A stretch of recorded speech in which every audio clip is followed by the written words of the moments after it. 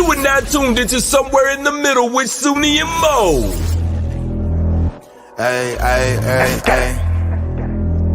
Hey, hey, hey, hey. Hey, Don on the beat. Hey, I got so many ops. Everywhere I go, I got so many ops. so many ops. I know they plotting against me. I know it's hate, they wanna kill me, but please don't tempt me, cause I got so many glocks. Hey, ain't none of them empty. Jesus said they would hate me too. That's how I know it's envy. I got so many ops. Hey guys, what's up? Happy Tuesday. Welcome everybody. I don't know why our views are growing so slow, but holy cow, to only have 2 people watching and we delay the start of the show to make sure the notifications go out. It's really weird. I don't know if Soonie can hear us because she was having audio problems. Can you hear us? You can hear now. Okay, she's good now. At any rate, please help this stream and hit that like button, furiously hit the like button. And also, I know if you're watching from my stream, I don't know if you can do this on the Somewhere in the Middle stream, but you can do like hearts and emojis and things like that. Do whatever you can to help us out because something is definitely suppressing the views tonight. Could be our topics. I don't know. Anyways, guys, welcome. This is our Tuesday Hot Topic show. We have a lot of topics today. Let us know where you're watching from, which platform. We always like to know. If you're new here, also let us know because we're curious to see if anybody new is joining the stream. Make sure you are subscribing to Somewhere in the Middle. Looks like we lost Soonie. Make sure you're subscribing to Somewhere in the Middle YouTube page if you're watching from any of the other platforms. And if you are watching from my platform, Let's Talk Darling on YouTube, you can donate to the stream by hitting the money sign by the chat box or sorry, I have an animal fight going on here. My cat is literally taunting the dogs from behind the gate. So nothing actually is going on. It just sounds bad. So you might see me mute my microphone and mouth, shut the fuck up. Okay. So if you see that, I'm not saying it to you. I'm saying it to the dogs. Anyways, guys, I'm going to go ahead and go over the topics that we're going to discuss today because we do have a lot of topics to cover. Lots of stuff going on in the news. Obviously, we just had the Super Bowl last weekend. I say last weekend, but it was like literally just a couple days ago. So we will be doing a small Super Bowl recap. I don't think that Soonie nor I are that at all, obsessed with Taylor Swift and Travis Kelce as much as the world seems to be, or some of the other, I feel like insignificant stuff that happened at the Super Bowl. I thought it was not a bad Super Bowl, actually. It ended up exactly how I thought it was going to end up, but we'll go into that a little bit more. Then we're going to talk about this spending bill that was approved in the Senate, and it is another spending bill for Ukraine. We're going to go over the details of that. I don't know how much Soonie has been able to read into it, but we're going to go into that because that is a scary, scary thing. If by chance it were to get passed, if it were by chance to get passed in the House, which I don't think it will. So anyways, we'll talk about that. We're also going to touch on the Lakewood church shooter that happened the other day in Houston. That's at Joel Osteen's church. We're going to talk about Kamala. You guys know we always have a little Kamala segment. And yeah, we're going to talk about Kamala and what she said recently. You good? It's just my internet. Okay. You can hear me though? Yeah. Okay.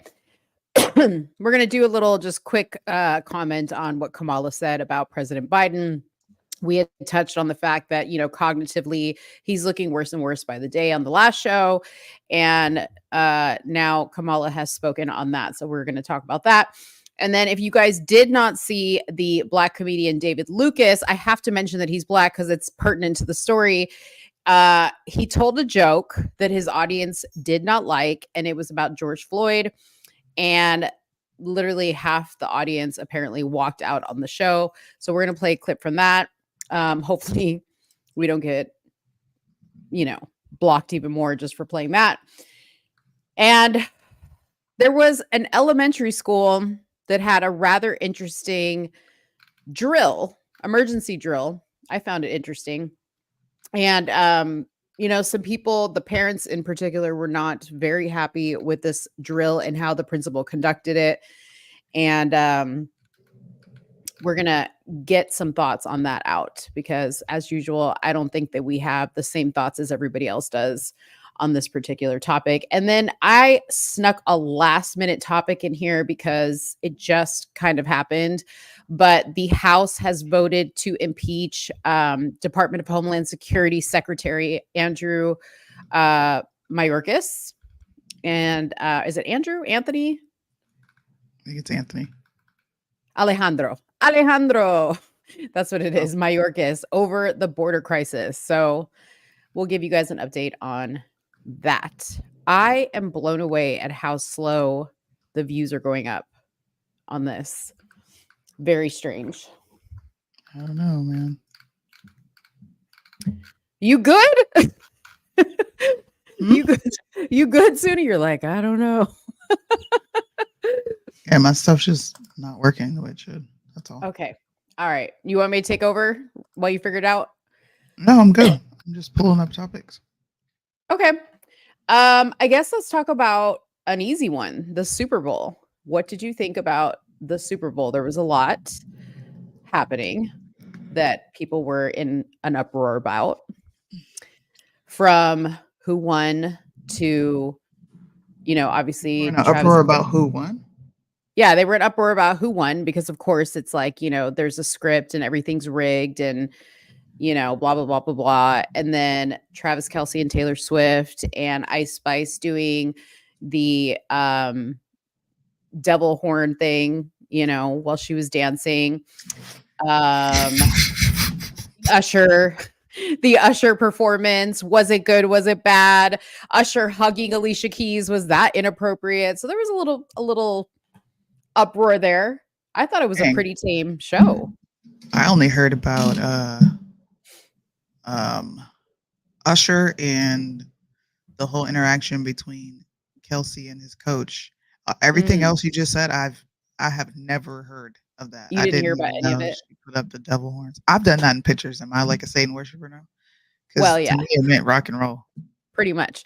No, like apparently there's like a very specific, it's like this. It's like, I've done that before. Oh, okay. I've never done that, but so the situation went like this, and I wish I had the video because there's like a video of it. But first, let me just explain the story. So she's with, the Pfizer boyfriend's girlfriend, Taylor Swift, and there's that, right? So like, what is she doing there? How did she get there? How did she even get invited? Nevertheless, she had a cross necklace on. It was the upside down cross. She was wearing Balenciaga, and she did this as soon as she saw that the Jumbotron was on her. So people are like, she's satanic. She's the devil. I don't know, man. I think at this point, everything is the devil. I'm not saying that she's not satanic, but I think people saw sorry, I got jets flying over me. If you guys can hear that in the background. Uh-huh. I think people saw all the press, or not people, celebrities saw all the press that what's his name? Lil Nas X was getting every time he did something demonic. Yeah. Now I think people just do it just to get people talking about this, because who was talking about Ice Spice before then? And honestly, why is anybody talking about her now? Right.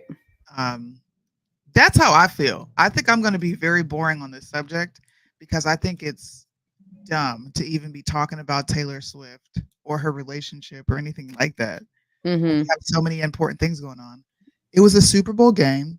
Okay. The game was a fire game. It was actually a competitive game in which showed up. I don't think it was rigged. I saw the whole number 13 thing that people were making a big fuss about. Apparently, Alicia Keys had some symbolism. I didn't see it. I watched it, but maybe I was just enjoying the Super Bowl halftime performance show. Uh-huh. that I didn't see no symbolism. Am I tripping? Did you see any Yeah, symbolism? well, they are saying because the red, obviously, red piano, like, blah blah blah blah blah. Alicia Keys, um, that she's tied into the Illuminati. Why can't it Of just course be she red, is. white, and blue? I see blue right there. I see white around the circle, and then she got red on. Why can't it just be America? Well, here's my thing: is even if this was a nod to the devil and to Satan, what are y'all gonna do about it other than just complain? Okay, because that's all We're I gonna watch hear. the Super Bowl. You're gonna watch the Super Bowl. I watched the Super Bowl. I loved the halftime show. I loved Alicia Keys. I even loved this. And some of you guys are losing your godforsaken minds over this. Oh my gosh, the way he's hugging her, the way he's coming up behind her. I have seen, I don't know how many memes of people making fun of this whole situation. And I'm just like, really? Who cares? Did y'all not see the video? Yeah, This the has song been is the called entire "My video. Boo." Okay, Right. they're performers, much like actors. Like y'all don't get up in arms when you see actors who are married kissing other actors or actresses. Right. Right. So I could see if this was a random girl that he pulled from the audience, then yes, Yeah. you need Yeah. to have some sort of decorum. But I don't think she did anything wrong. Yeah. I don't think so. So, I don't think it was that big of a deal. I don't think so either. I think she looked great. I loved her outfit. I mean, People were she trying to could figure out if she was pregnant. I'm like, why can't y'all just watch the halftime show? what She's in her mid-40s. She's gonna have a little fupa. right? Hey, And she took a little break, okay? She took a little break and she got a little weight on her. She went all natural. She's not rocking that much makeup these days. Like here's my thing. Again, I go back to the fact that people, number one, Sudi's right. We have bigger things to worry about than this, like than Taylor Swift and like the color and the symbolisms and all this other stuff. Literally, like while we were sleeping, another bomb happened in the Middle East. Another bombing happened in the Middle East, and they worked and passed or are working to pass the spending bill in to give Ukraine more money for exactly. years to come. Which And passed this in the is house, by what, the way.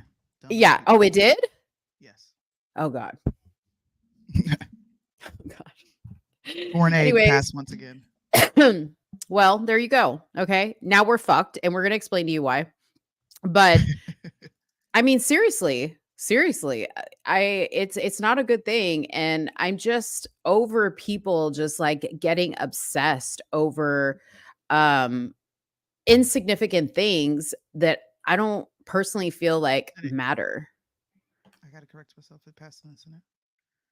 Oh, it Either passed in the way, Senate. the Senate is supposed to be the people who are advocating for us. I Right. expect the House to do certain things. I Right. don't expect the Senate, okay, to pass a $95 billion aid for Ukraine, Israel. No. Mm. Uh, See, look at this. It's also said it was a pagan ritual when Usher was standing on the fire stage. Wait, funny. you want to hear something funny? So today, Gabby and I were kind of like, because she had never seen, obviously, because she wasn't even born, the Michael Jackson halftime show. And so I was like, Gabby, you need to see the show because this show was fire. The Michael Jackson halftime show was fire. And when she saw it, she was like, oh, it's like really basic. The stadium was a lot smaller. The whole event was a lot smaller because this was back in 1994. But the performance was amazing. And then I was like, okay, now let's watch Beyonce's. Now let's watch Bruno Mars. Now let's watch this one. And we were seeing all kinds of stuff during those performances that I was like, seriously, Kenny? That I was like, if people went back and watched this and had the same energy they have with all these other things that they say are demonic and pagan rituals and all this other stuff, they would have noticed it then too.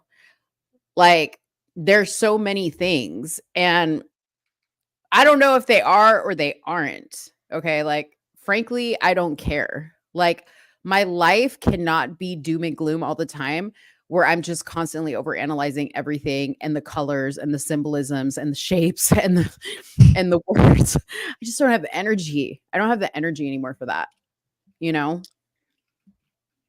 So When it's, I don't know. When it's like, I get recognizing symbolisms. Mm-hmm. But I think people are starting to look for it everywhere, even Yeah. when there's not even any hints of it. And Yeah. like you said, you're gonna watch the Super Bowl. All the people complaining about this, y'all straight up celebrated the fact that Dr. Dre, Snoop Dogg, and Eminem, 50 Cent got on stage glorifying gangster And that was a culture. good show. So miss me with the BS, straight up. Like honestly, man, I think it was me and Bryson who were like, dude, they're dancing in jail attire. No, Yeah. it's not funny. I love that show. I think it was the younger generation that was like, "What in the world is this?" And then the older people, the same people who are complaining now about, "Oh, this hold was inappropriate." Y'all celebrated thuggery. Y'all were crip walking. Culture. Y'all were crip walking in your living room. Okay. Y'all was throwing up the sets, I was stacking. throwing up Stop the it. sets. I was throwing up the sets. I was crip walking. I'm not gonna lie. Come on. I'm from California, so that just it spoke to me for sure. But Usher's halftime show was awesome. I agree, Chris. I had fun. Like, I feel like he kept it to just his hits and he looked like he was having a good time. There were a few funny moments, like where one of the roller skater girls like fell off the stripper pole that she was on. Like, why you're on a stripper pole with roller skates on, you were asking for a fall. Did you notice that nobody complained about the stripper poles being up there, but they're complaining about a hug? Yeah. Exactly. Exactly. Yeah. Yeah. So, yeah, I love the Usher show. I thought he did great. I was really happy for him because I was like, he looked like he just was enjoying the moment himself and it was just fun. Yeah. Yeah. Exactly. Oh, the song was Let It Burn. Not everything is pagan. That's the song. Was it pagan when he made it? When it came out? Y'all were screaming pagan then. People will say that he's talking about burning. Like he has the what is it, the gonorrheas. I don't know. Everybody has their own conspiracy theory about why things are happening on stage. I personally enjoyed it. I thought it was very tamed. I didn't think there was much going on except for nostalgia and him bringing out all these different artists. And even those artists, they didn't even say the explicit language that they normally say. Yeah. It was pretty. Y'all be trying to find an issue with everything. God, darn. Yeah. You guys are the people that like complain so much that like they take all the fun out of everything and then we're not going to have any fun. You want to know what I heard though? What? Listen. I was in Discord last night. Oh Lord. And somebody came in. Shout out to Nick. This is Nick. Nick actually gave this conspiracy theory. And your mouth is going to fall to the floor. Nick comes in and he says, "Hey guys, I got one for you about the halftime show. I noticed something." And we were like, "Okay." And then he said the Super Bowl. Let me correct myself. We were like, "Okay." He was like, "You know how Taylor Swift was just drinking so much?" And we were like, "Yeah, it's a Super Bowl. It's normally what people do at football games." And he was right. Like, she was drinking like that because she knew when Travis Kelce won the Super Bowl, he was going to propose to her and she doesn't know how to act. What? You hear the crickets? What? Was that a joke? No, he was dead serious. I laughed so freaking hard because he was dead serious about this is why she drank so much. I'm just giving you another observation that Americans came up with. Yeah. To explain why certain things happened during the Super Bowl. And apparently Taylor Swift was drinking so much because she had a pending proposal coming her way and she needed an out for it. So has anybody said anything to Nick on the fact that they're not engaged?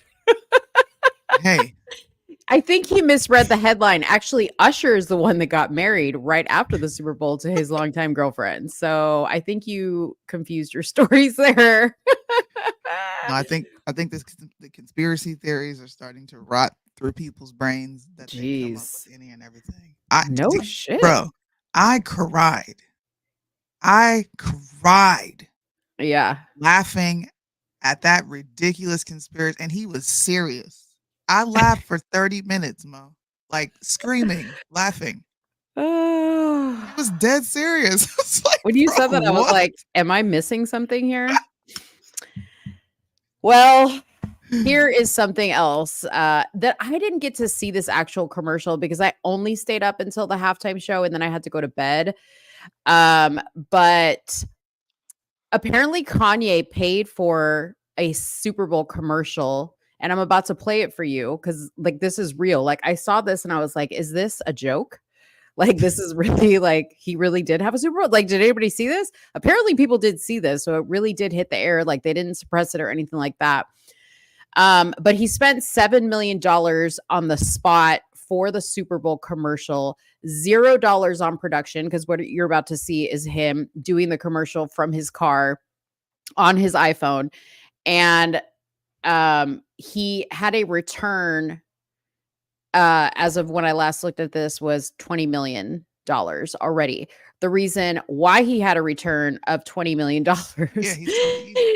is because he put everything on his website for $20 on the Yeezy website. Now, my son went this morning and he scooped up a few items, and I will let you know what they're like when we get them. But not, in addition to everything being $20, the tax was $20. Everything's coming from Italy, so it's $20 no matter how much in tax. Okay. So there weren't a lot of items on there. There were these clothes, a few men's clothes, a few women's clothes, some like these outfits. I think my son got some shirts. Okay. But this is what I was cracking up at. We were driving and my son goes, oh my gosh, the size guide. Oh, did I not set it? Oh yeah, I did. Okay.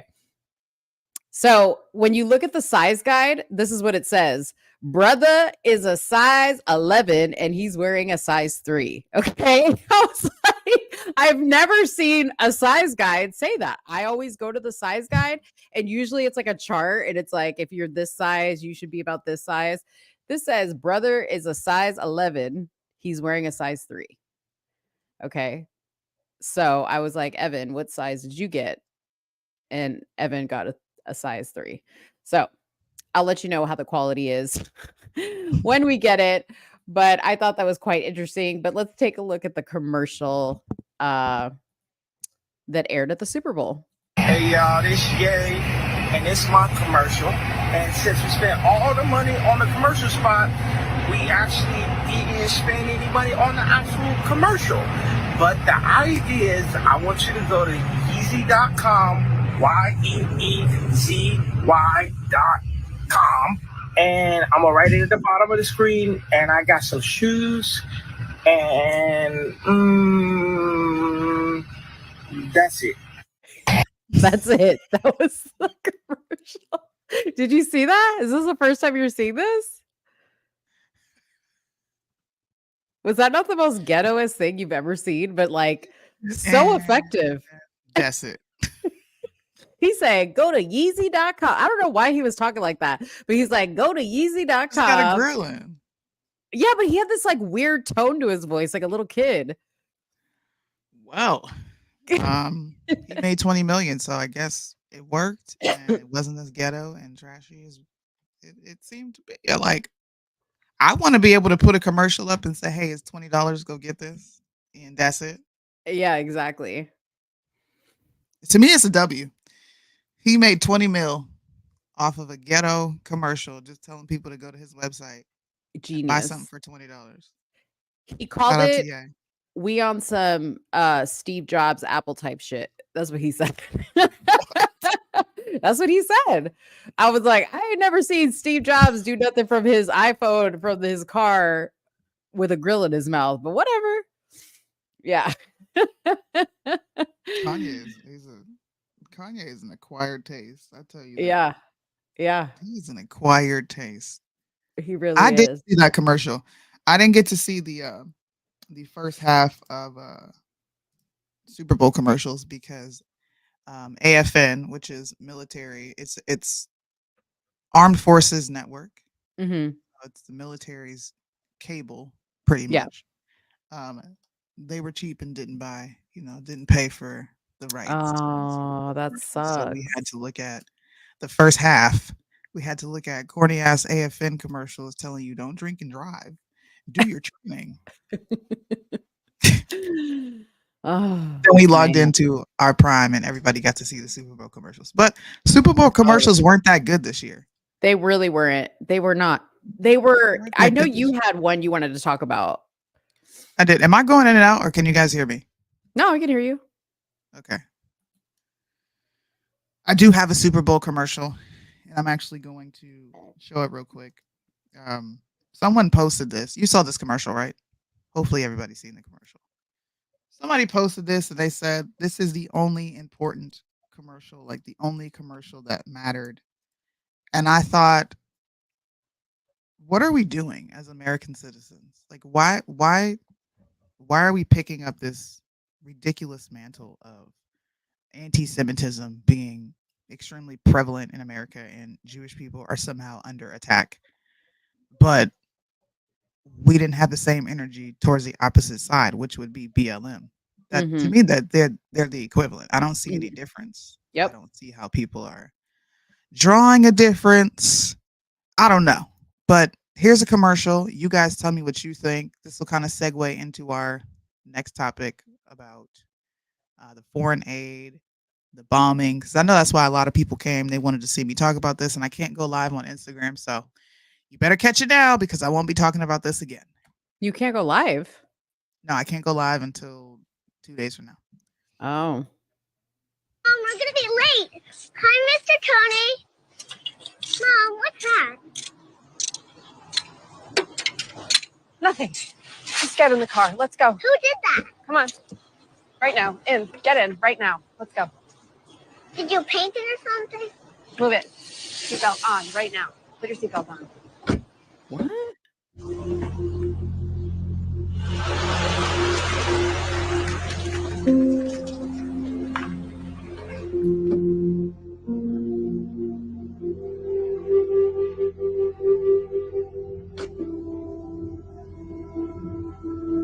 Hi, Mr. Tony.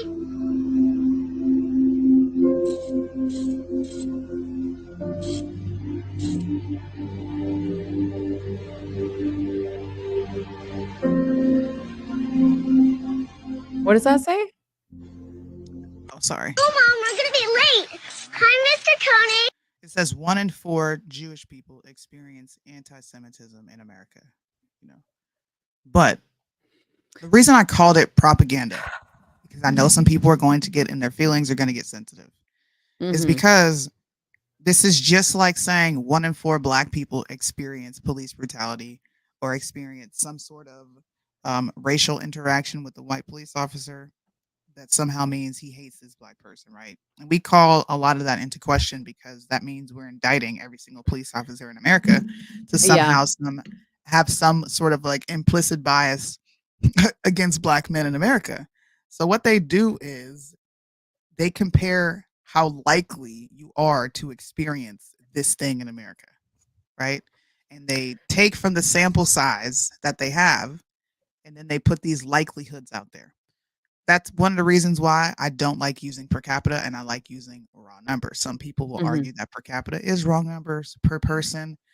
But when you don't really compare the actual numbers of what's happening, then you can't get a likelihood of how it's happening. Or you can lie with statistics. Everyone knows this. So if you go to the ADL's website, this is the Anti-Defamation League. They have numbers of how often anti-Semitism occurs in America. And the last time we did a show on this, I think there were 7 incidents within 2023 alone. 7. Okay. And because it doesn't happen so often and they are a small population, those numbers show up alarming. But it's no different than the statistics that were presented with BLM and police brutality. I'm saying this is propaganda because let me ask you, much like we ask people, do you know anybody who has experienced police brutality? If you're Black, No. You don't know. You can be any race, but I'm just saying, these are questions that we ask Black people. You as a Black person, if this is happening at such a high rate, then we should know someone who's experienced this, right? We should know someone who's been killed. We should know someone who's been beat up. And now I'm going to ask the same towards Jewish people. How often do you see a swastika put up on someone's garage? The Not last just time we had an event of anti-Semitism, and I'll let you go. The last time we had an event of anti-Semitism, it was on the side of a building, and it mentioned something correlated with the jab. Do you remember I talked about this? Because I said, what are these instances of anti-Semitism? I vaguely remember, yeah. I'm going to pull it up. While you talk, I'm going to pull it up. But what do you think so far? Well, I just wanted to say this. And I'm not like making one more worse than the other because, hate is hate and it's not good no matter how it is. Yeah. But um if you're Black and you feel like you have experienced racism, like let's just say you feel like I'm being racist towards you, right? I can clearly see you're Black. Okay? I can tell you're Black. You look Black. It's obvious, okay? Tell me how you're walking down the street and you're like, "Oh, that's a Jew." Because for number one, Jewish people come in all colors, number one. There's a lot of Puerto Rican Jews. I don't know how that's possible, but apparently some people have family members that are Jews. So they're, in order to be an official Jew, your mother has to be a Jew. So whatever, I'm not going to try to figure that out. But how I can look at you and determine you're Jew, unless you have, like the thing on the outside of your door that indicates that you're Jewish, or you're some type of marcation on your clothing or your car or whatever that's telling me you're Jewish. I don't know how somebody just like walks down the street and is like, I feel like I am getting hate. Like it's kind of implying in this commercial, right? I mean, here's an example. This is just one example. I'm gonna quickly show this and I'm gonna pull it down because we know how YouTube can get. Right. This is a sample. Can you see it? Not yet. Okay, now I see it. Do you see it? Yeah. This is anti-Semitism. It's right underneath. Don't read it out loud, but it's right there. You see it? Yeah. Okay. Those are the instances of anti-Semitism in America. So by that logic, you saying anything against BLM, which we know is a Marxist group that took money away from Black communities in order to fund their lifestyles to live outside of Black communities and white communities in which they say are dangerous for them. Right? But everybody called out the fact that they were a fraudulent group. I think we were all there for that.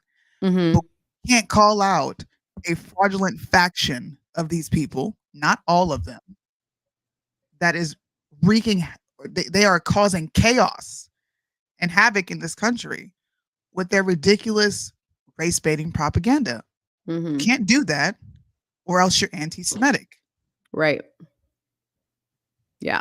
It's ridiculous. I found it odd that so many people were quiet about this airing. I didn't even see that it's commercial. a lie. It's a lie. 1 in 4 Jews experience anti-Semitism. Is that what it said at the end? Yes. Having an opinion. So I can't have an opinion about a certain demographic in your community, but you can have an opinion about a certain demographic in mine, which is criminals, right? Yeah. We can bring up 1350 24/7, and that's not anti-Black. Yeah. If I bring up the tunnels in New Jersey and New York, then I'm anti-Semitic. No, there's literally laws that protect them. There's laws that protect them. Like I got hit with a strike on YouTube and they cited me with a law and they were like, this law protects you know who's. And I was like, what? I was like, wait a minute.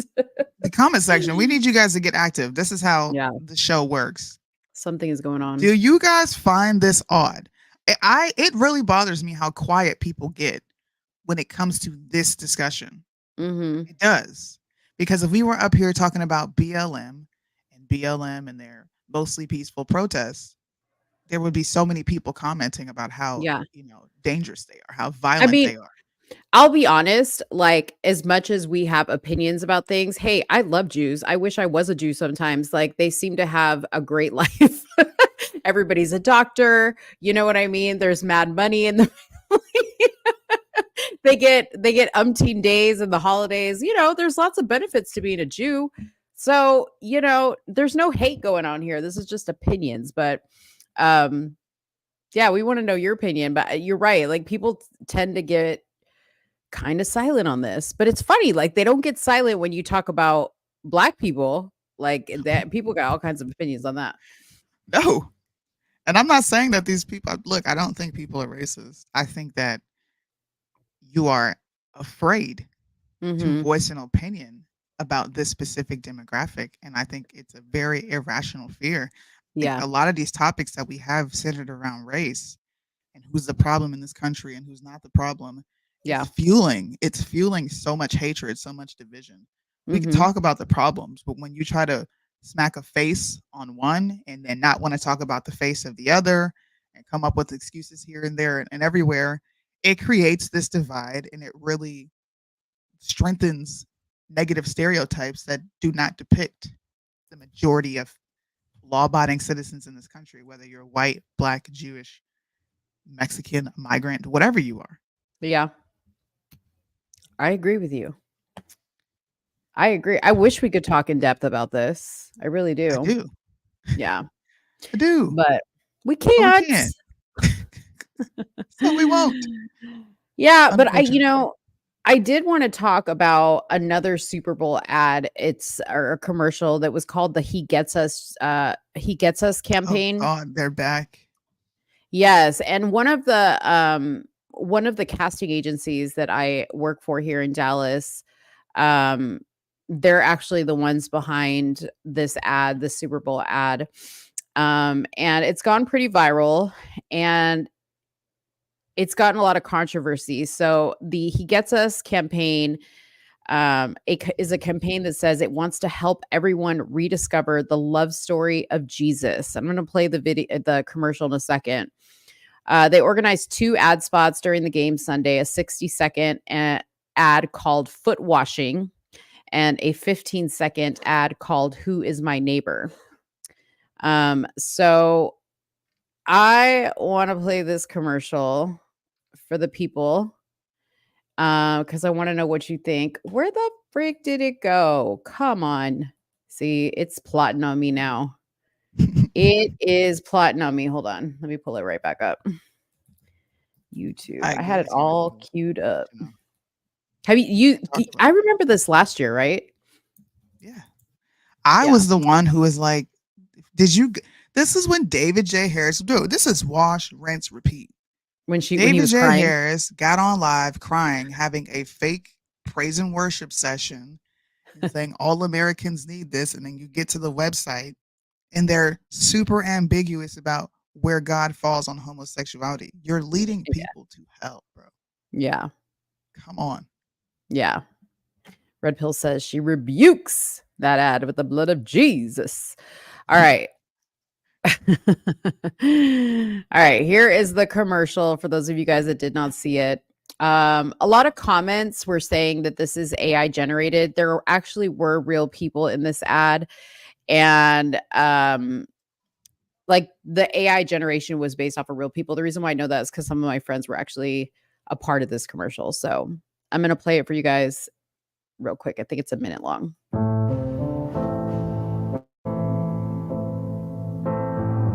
Oh, here we go. Don't ask me what you know is true. Don't have to tell you I love your precious heart. I was standing. You were there. Here you go, Soonie.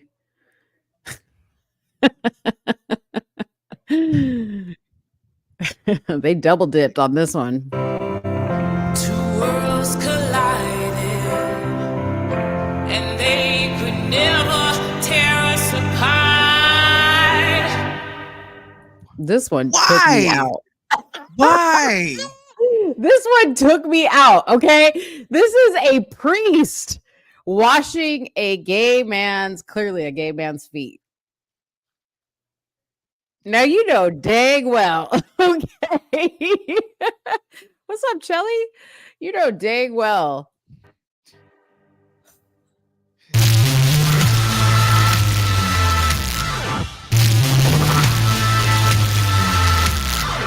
We can live for 1,000 years. All right. I don't have anything to say because if I say it, nope, I don't have nothing to say. Looks like Christian Walker. Nothing to say. Time to flip tables. Yeah. I mean, it's kind of a disgrace. You know what I mean? Like, yes, he washed feet. Yes, he ate with sinners, but y'all tell the other side of the story. Okay. Tell And the full story. Don't What just did tell he the say? What did he say? And I think it was John 18, or just in the book of John. What was a reoccurring theme that Jesus said to all these people? Does anybody know?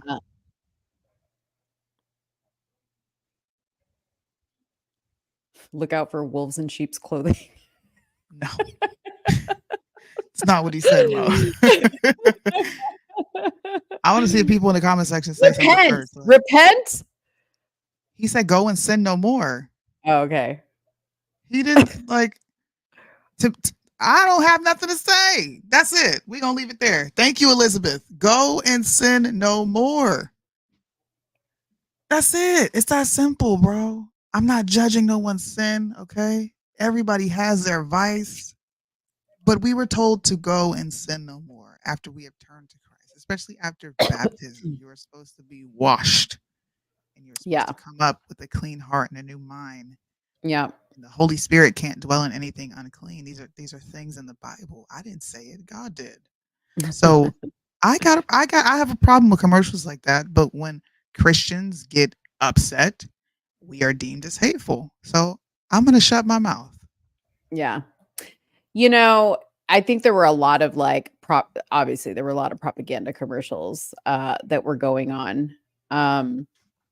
And that just seems to be where the tide is turning. Like, gone are the days of just hilarious. I mean, there were some like funny commercials in there, but it used to be that it was like propaganda based. All propaganda. It's exhausting. It's exhausting. Hella exhausting. Shelly's here. What's up, Shelly? Yeah. She's like, I finally caught you guys live show. I know we're spending a lot of time on the Super Bowl, but did y'all sing along to the Black National Anthem? Absolutely Let not. us march on till victory is won. Absolutely. Well, if you missed it, this is Andra Day, and she sang the Black National Anthem, Lift Every Voice. And let's take a look.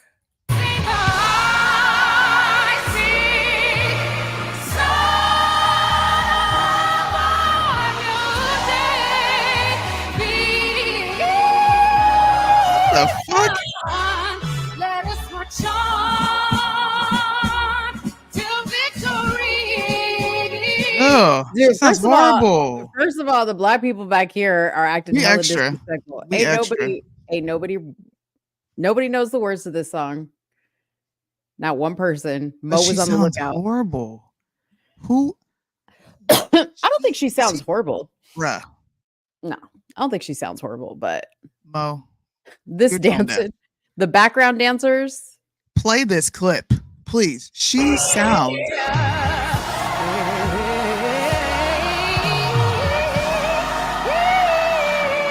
She's off. Till victory is won.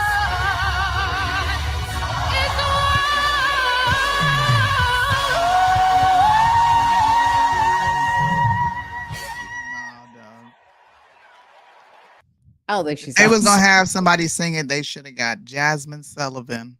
You could have got Lauryn Hill. You could have got a plethora of people. What? Right, Shelly? Where was the Puerto Rican anthem? Something, something, sofrito.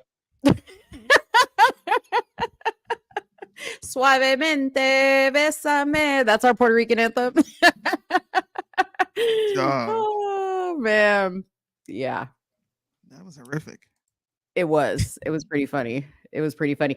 And then there was this one. Okay. I love that Graham Allen posted this because I was like, listen, I love Chris Jones and all, but he looked like a little kid, like when your mama like yelling at you and you like trying to cry and the tears just not coming out.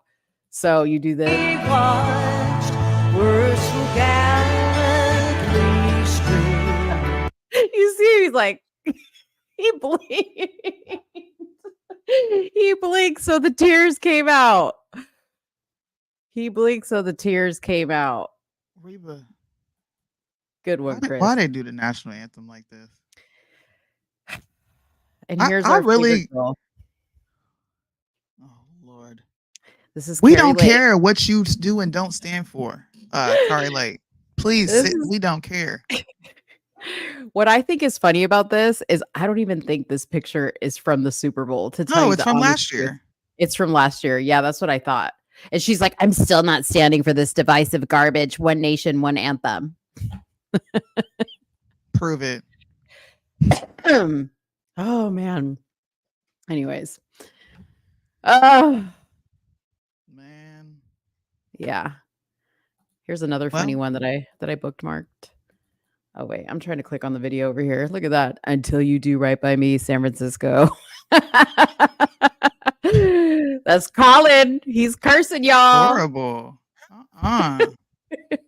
Wait, just so you can see my devil hands. You see? Oh, y'all didn't catch on to that. Soonie's the devil. You better post it now. Post it now. Put it back up there, Soonie, so people can screenshot Why? it. See, you can. Why you always want to have people doing me dirty? No, let's do Mo dirty. Mo don't do that. I don't do devil signs. No, I'm not putting it back up. I didn't even know what that sign was. I like the whole like hand motion. I'm not familiar with. To me, it was let's go rock and roll. It wasn't even that big of a deal, but I thought that was like what you do. I thought that was like this, but she's doing do this. You can do this. There's several ways to do it. Oh Lord. Like it's not that deep. I promise you it's not. Okay. I thought Reba sang well. Listen. It was all right. It was really fast. Can we talk about Usher's outfit? I think his designer stole that branch from my grandma's. Come on now, y'all. The sequence was sending me. I couldn't handle all the sequence. That was a little like the first outfit he had on. He came out looking like somebody's grandma. When your grandma get up and testify on Wednesday service, and she got the shawl over her with the big what you call it, the big pins that you put in your yeah. What is that called? A brooch? Yeah, your what brooch. In the world? No.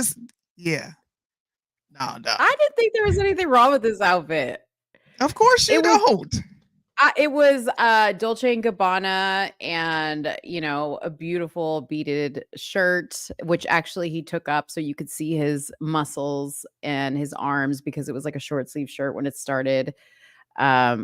It was a nod to like Vegas and Elvis, and Vegas is all about the glitz and like the cape and all this other stuff.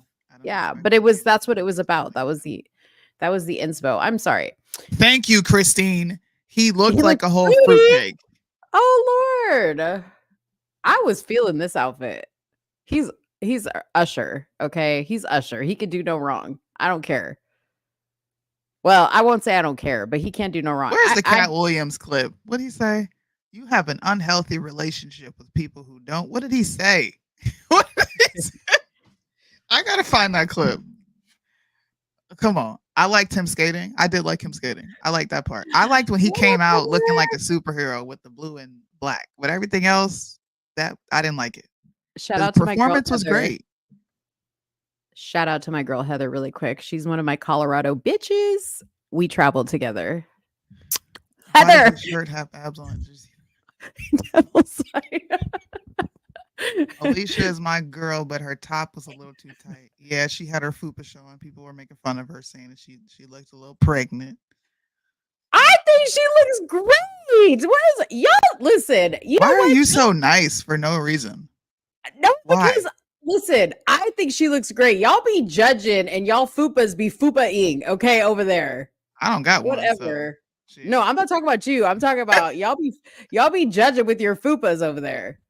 Shout out to you, Chris, for wearing some day one Soonie merch. I really appreciate that. Who was that? Chris. He's saying he wears his Matta shirt all the time. Oh, I didn't see that comment. That's so weird. Love you too, Heather. Okay. So good. Love Alicia Keys. Yeah. Yeah. Let's listen. The Super Bowl halftime show was great. Thank you. You have an affinity for losers. Thank you. Who, you have me? An unhealthy affinity for losers. I have an healthy affinity for losers. Yeah, I think celebrities are losers. Yeah. No, baby. I pick winners all day long. Okay. Mo picks winners. Performance was slow. Started like the Chiefs game. The Chiefs game was a little slow, but it was competitive. That's why I enjoyed it. It was a real competitive game. Defense won and lost that game for both sides. Just put it that way. Oh man. Offense was struggling a whole lot of. This is where my commenting ends. Like I don't. Mo only stuck it through to halftime to watch the half. For me, it was an Usher concert with football in between. Okay. No. I was there for Usher. Speaking of halftime show, how would you rank your top 3 halftime shows? Beyonce and Bruno Mars is number 1 for me. Sorry. Our show. Who else? I don't really watch halftime shows, I'm gonna be honest with you. Unless it's an artist I want to hear. So I've only watched really the last 4. So Beyonce and Bruno Mars, this halftime show, and Rihanna. Those are my favorite. Okay, so you put this halftime show in it. So I'm gonna go Michael Jackson. Thank you, Michael. 1993. Michael Woodward said it. Michael Jackson, 1993. Then I'm gonna go Beyonce. And then I'm going to go Prince, When It Rained During Purple Rain. Amazing. Yeah, that's beyond. Before my time. I don't. No, Prince was like a couple years ago before he died. I don't watch the Super Bowl halftime show. That's why I said it's before my time. Michael Jackson was before your time. What was that? 1993. How old were you in 1993? I didn't watch that shit either. I was 3 years old. Yeah, Prince, dude. Prince was the bomb, dude. Like when it started raining on him during Purple Rain, I was like, "Is that real rain?" I was dying. Okay. Oh, goodness. But when Michael Jackson came out, when I tell you, my soul left my body. When Michael, because y'all back then. Like the whole, like, the magic of like AI and all this other stuff didn't exist, right? So like Michael was way ahead of his time. Obviously, he had like a body double on top of the screen when he popped up. Okay. But Michael literally stood there for like 2 minutes and just did his Michael thing. And he just stood there for 2 minutes and did do nothing. The Super Bowl halftime show is 12 minutes and he stood there still for 2 minutes, just wasted it. Meanwhile, Beyonce and Usher and everybody else is just sweating bullets trying to get out all their damn hits in the 12 minutes. And Michael's like, I ain't got to do nothing for the first 2 minutes. Okay, I'm going to pop up from the bottom of the stage. Monique is going to lose her entire soul, which I did because I remember I was crying. Okay. I was little. So like I was Michael obsessed. I mean, I wasn't that little, but I think I was a little. I was in high school, but like I was Michael obsessed and I literally was like in tears because I loved him so much. Who else lost their soul during the Michael Jackson performance? Don't admit to that. Yeah, admit to it. Don't let Soonie tell you what to do. Admit to it. But listen to her tell you what to do. What? Just saying, admit if you lost your soul during the performance. Listen, you know what? Just because you had to have an attitude with me right now, listen, I can't play the audio. Oh my God, bro. But do you see this? Do you see this on the screen? And then boom, he was on top of the screen. And I was like, how did that happen? Obviously, body double. And then look at the stadium. It literally looks like a packed college game. It doesn't look like the Super Bowl. Bro, what? Dude, Why do you do this, bro? Why do you do this? Look at this. Look at this. This was a Super Bowl game. Does this not look like a college game? No, it looks like a Super Bowl game. Look at that. Ooh, look at that. God dang, the way that man just stood there and did nothing and took my entire soul. Why'd you have to die? Michael, why did you have to die? That's all I want to know. Because he was a drug addict. No, he wasn't, Soonie. It's Soonie. He was killed. He was killed. Denial. You were in denial. Okay. Whew. Okay, let me just cool down. I can't talk about Michael because I get hot and bothered, y'all. Michael does something to me. Okay, my ovaries literally want to like regenerate from out of nowhere because they're gone now. When I see Michael, I love him. Okay. Thank you, Chelly. Okay. Thank you. I'm 33, so don't expect that kind of reaction from me. Nah. Oh man, y'all are so funny. Y'all are so funny. Okay, so let's talk about this spending bill. Let's get a little serious. Why? You want to You're get? not even pushing political content anyway, man. Did y'all hear that news? All right. I'm kidding. You want to talk about the? You want to talk about the black comedian that told the Texas George Floyd joke? She lied. This is very brief. We don't even have to really spend too much time on it. Look, we are sending more money outside of the country. All right. The Senate passes legislation. Now it has to go through the House for $95 billion in aid for Ukraine and Israel, but a tough path ahead for the House. All right. 22 Senate Republicans voted for the aid. That includes $60 billion for Ukraine, defying former President Donald Trump, who strongly opposed it. Senator Lindsey Scam, that's what I like to call him, a national security hawk, who once supported the aid, voted no on the bill Tuesday and echoed Trump's comment that any such aid should be a loan, even though much of the money would go to American companies to replenish U.S. arms supplies to Ukraine, which I don't know how the rest of you guys feel, but I am strongly opposed to that. As an American citizen, we don't need to be fighting in someone else's war just because we have given them some U.S., I guess, military equipment. You figure that out. I want to tell you. House Speaker Mike Johnson, in a statement Monday night, strongly suggested that he may not put the Senate bill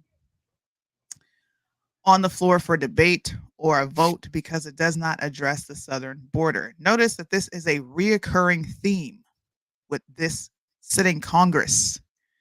They don't want to deal with the southern border, but they want to keep spending money in foreign countries. That's really all you need to take from this proposed legislation, because it has to go through the House before it goes anywhere to sit on the president's desk to be signed into law. Yeah, which I don't think it will pass the House. That's why I was like floored when you said it did, because I was like, wait, what? There is something else in there. I did want to just like briefly touch on the numbers a little bit more. So, and there's a point that's not being touched on in that article or this article that I'm reading here, but I'm going to touch on it. So there's nearly $14 billion to allow Ukraine to rearm itself.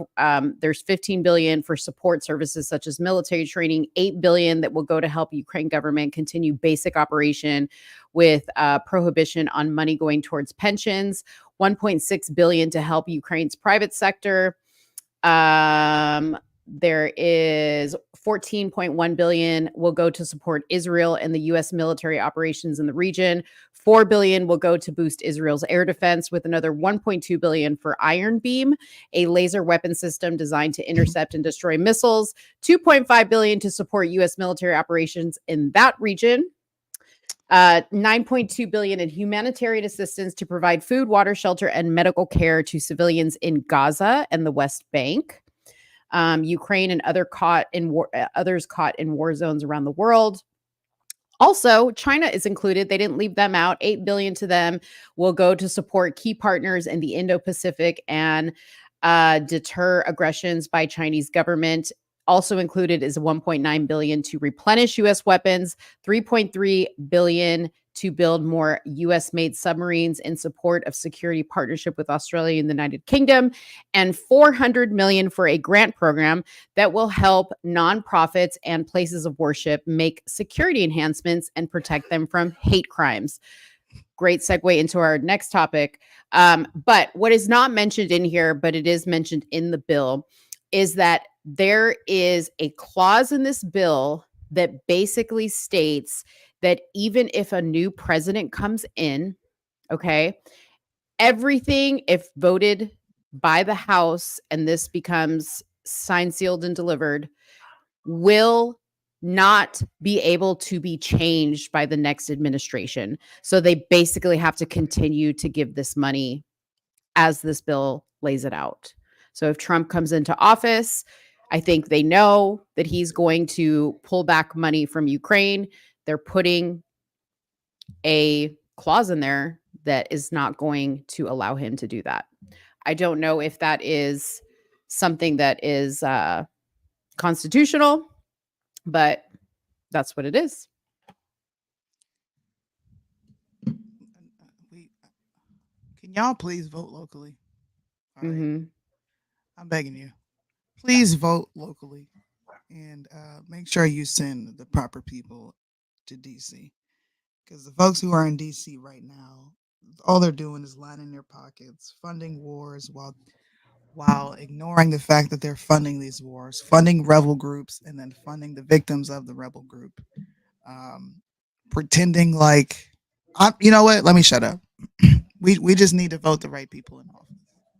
But I do want to say, the second we start talking about politics, and I don't know if this is because conservatives are a bit sensitive about my sentiments on Republicans. I'm not a very big fan. I have become very much so apolitical. You should still stick around and listen because you're going to hear some stuff that you need to hear. And if you care about the border, then you need to know that the people that you're supporting, they're not putting any effort towards securing the border, Democrat or Republican. So the next time you hear one of your representatives complain about the southern border, you should smack this, a few articles in their face and say, okay, then why are you sending all this money? 95 billion in total in foreign aid outside of this country. Yeah. Ask them those questions. Yeah. And here's the list, if you guys want to read through it, of the Republicans in particular that voted for this. I mean, obviously, we don't care about the Democrats. We know they're going to vote for this. But this should tell you the people that have a vested interest in keeping our company in a war and sending money to these other countries. Okay. Notably, Kennedy. Does that surprise anybody? No. Yeah. Does that surprise anybody? I don't know. Yep. Romney. Romney, McConnell, Collins, Kramer. Yeah. That's a lot of look at here. I don't want to hear nothing about Kevin McCarthy. Y'all ran that man out of his position just to replace him with somebody who's sending even more money out of this country. I am so upset. I'm mad at what's his name? Matt Gaetz. That was a crappy move. Yeah. So we won't spend too much time on this topic. I suspect it's actually YouTube. In fact, I can look at the analytics and see how it dropped. But this is very important stuff, guys. And I know that it's a lot more fun for us to talk about the Super Bowl and like fun entertainment topics and things like that. But this stuff we do have to cover because we're coming up on an election. Yeah. And I frankly don't want to hear anybody whine anymore about election fraud. Because that seems to be like everybody's comeback. Well, election fraud, like have they done anything about election fraud? Here's the thing. Ballot harvesting is legal, so do it. and figure out what else you can do within the legalities of the law or whatever. And anything else where there's a gap and you feel like the Democrats are being shady, find a workaround. Spend your time doing that versus getting upset over Taylor Swift and Ice Spice and her hand motions. You know what I mean? Like we need to get in the game, because like we've wasted a couple years now bitching and complaining about election fraud, and we have zero strategy. Zero Strategy. Yeah. You guys want to laugh though? You guys want to get back into some they do laughing topics? You sure? Yes. I wanted to tackle this Rafah bombing, but I think I'm going to save that for my Instagram, because we have too many strikes. I have way too many strikes on my channel right now, and I'm just getting back into the period of growing. So I'm not even going to talk about it. I'm sorry, y'all. If you want to watch that, you're going to have to watch me in a couple days on Instagram. I'll get into that whole attack that happened during the Super Bowl. Of all days, it was during the Super Bowl, and not many people are talking about it. I think she looks like Betty Boop. I think that's her name. Who? Ice Spice. She looks like she has Down syndrome. Like that girl looks like she's suffering from Down syndrome. Yeah. No shade and no disrespect to the people who suffer from Down syndrome. I'm just saying. Yeah. Yeah. Hey, you know what, Soonie? I wanted to bring this up because I wasn't sure if you saw this this story. I just saw it on TMZ, but this is a crazy story. I'm going to take Shelly's comment down so we can read this. So this said, and this happened in Miami, and this is why I wanted to cover it, because you covered a lot of like the African-American studies topics in Florida and DeSantis's commentary on all that stuff. So this happened in Miami, and this parent basically, I'm going to read the article so you guys can understand what's going on here. So a Miami elementary school parent is outraged about a permission slip his daughter's school sent seeking his sign off on a book listening event featuring a Black author, something the school is now clarifying by blaming Florida state law. Chuck Walters, who has a kid at Coral Way K-8 Bilingual Center, posted a photo of the school's form. Here it is right here, referring to the school-related activity going down on Tuesday where a book would be read aloud to students. The document describes the nature and activity of the event. Students will participate and listen to a book written by an African American. It goes on to note that types of guests for this activity would include a fireman, doctor, and artist. In the language, it sounds problematic. If the language sounds problematic to you, Chuck definitely felt the same way. That's the father. He wrote on Twitter, "I had to give permission for this or else my child could not participate." He tagged the superintendent of Miami-Dade schools and included the hashtag Black History Month. I think this is crazy. Why do you need permission to have your child listen to an African American read a story? Yes. See, this is why I took the stance I took on CRT and the rights version of CRT, because that's what that proposed. I don't even know if it actually went through. I kind of lost track of that story. But the rights version of CRT, which says that Blacks benefited from slavery because it taught them skills that they more or less didn't have. How we know that, I don't know. But this is exactly what I meant by these conversations creating more of a divide.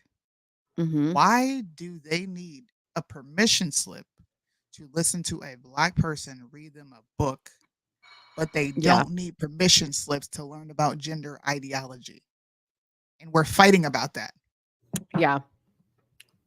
Why? Like, what threat is coming towards your children, or why would they even need permission to be read to by a Black person? That's just odd to me. It is very odd. Can you send me that article? Because I hadn't heard of that. I'm going to do a video and post it on my Instagram and Facebook and all that. But what is their goal? What? Yeah, I got to look Can you imagine up a getting a permission slip asking, can your kid be read to by a white person? Yeah, that's weird. It is really weird. So like, that's why I wanted to read it, because I was just like, it literally just like popped up and I was like, what? this is interesting. So I looked at it and I was like, oh, this is a story I'm not seeing on mainstream media. I Florida, would be what are you doing? outraged. Yeah, what are you doing? Why are we forcing people to sign permission slips? What was he reading? Maybe it was what he was reading, but that could very well be true. But the verbiage was asking for permission to be read to by an African American. It didn't list. Did you send it to me? Let me pull it up and look at it. I'll just send you. I mean, I don't know how to send just the article because it's like on TMZ. Just copy the link. Yeah, but it just gives me the TMZ. It just gives me the TMZ link, not just for because I'm just scrolling on TMZ. It doesn't give me like the share for that individual. Florida school asked parents for permission to have a book by an African American author read to students. It literally just says students will participate and listen to a book written by an African American. It doesn't even say on the form, it doesn't even say what the book is.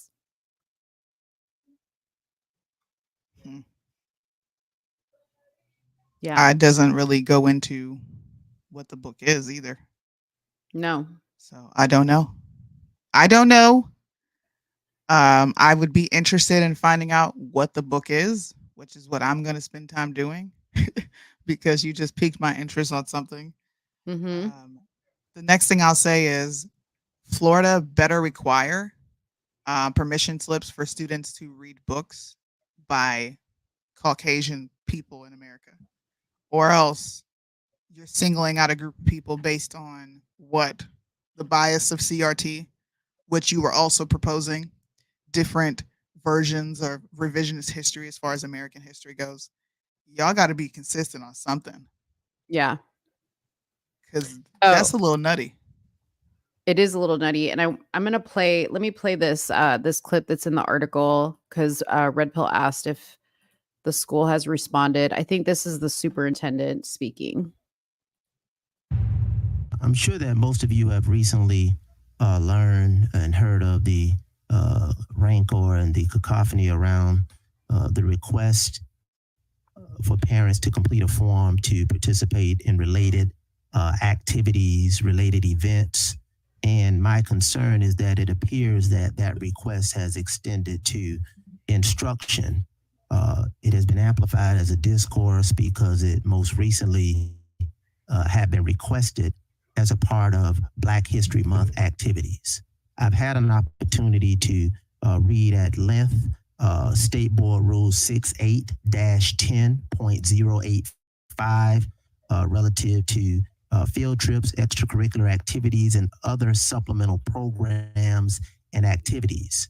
My concern, although I understand the initial intent of the legislature and the State Board of Education, to the extent that that has been interpreted, codified in board policy, and most importantly, applied in practice in our schools with our students and in our classrooms with our teachers, I think it's incumbent upon us to have a discussion regarding it, to provide some lucidity and clarification regarding it, and to contemplate some clarifications in the field. Doesn't really give us much. It doesn't. According to a local publication, which is in Florida, I'll pull it up for you guys. Mm-hmm. We can read through this a little bit. This is funny, man. We are creating more chaos for no reason, for no reason. But parents at iPrep Academy are being asked to sign off on whether they want their children to participate in some of the educational events.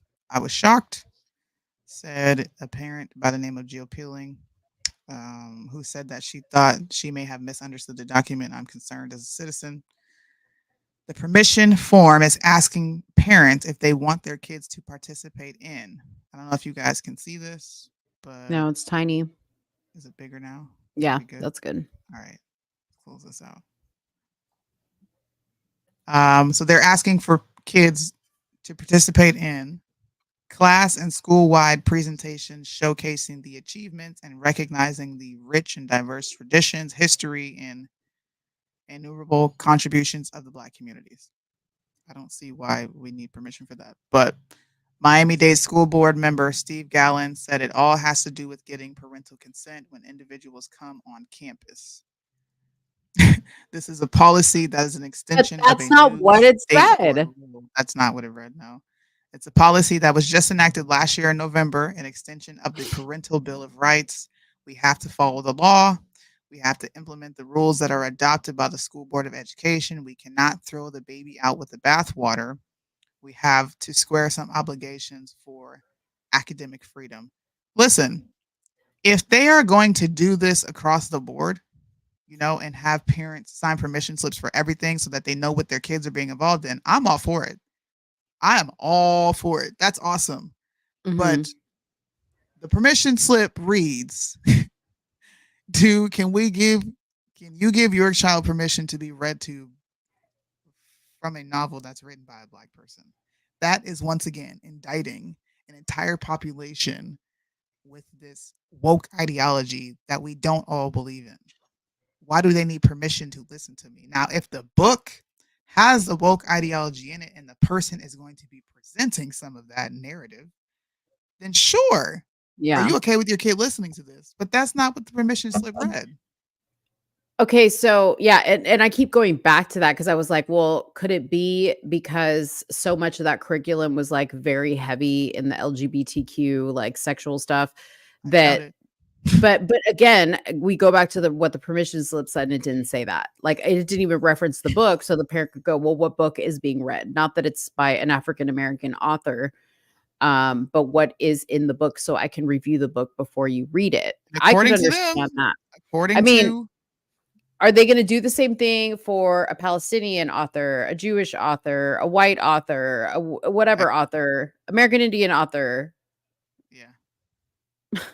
But according That's a to whole lot of the permission slips. Miami-Dade School Board member, Steve Gallen, it was class and school-wide presentations showing the achievements and recognition and recognizing the rich and diverse traditions, history, and innumerable contributions of the Black community. Why do we need permission to read that? That's American history. You know what I'm saying? Yeah. Like, it's American history. We don't have to have permission. I was just about to say that. We do not have to get permission to learn about Benjamin Franklin, Abraham Lincoln, George Washington. Yeah. None of that. So, yeah, this will be something that I'll harp on for a little minute. Yeah. We should actually, I thought hold you'd on, like that let one. me do this right now. Dang, what's the button? I didn't forgot the button For that you what? press for when you want to clip something on here. Oh, didn't you say it was like P? I hit P. F. It's okay.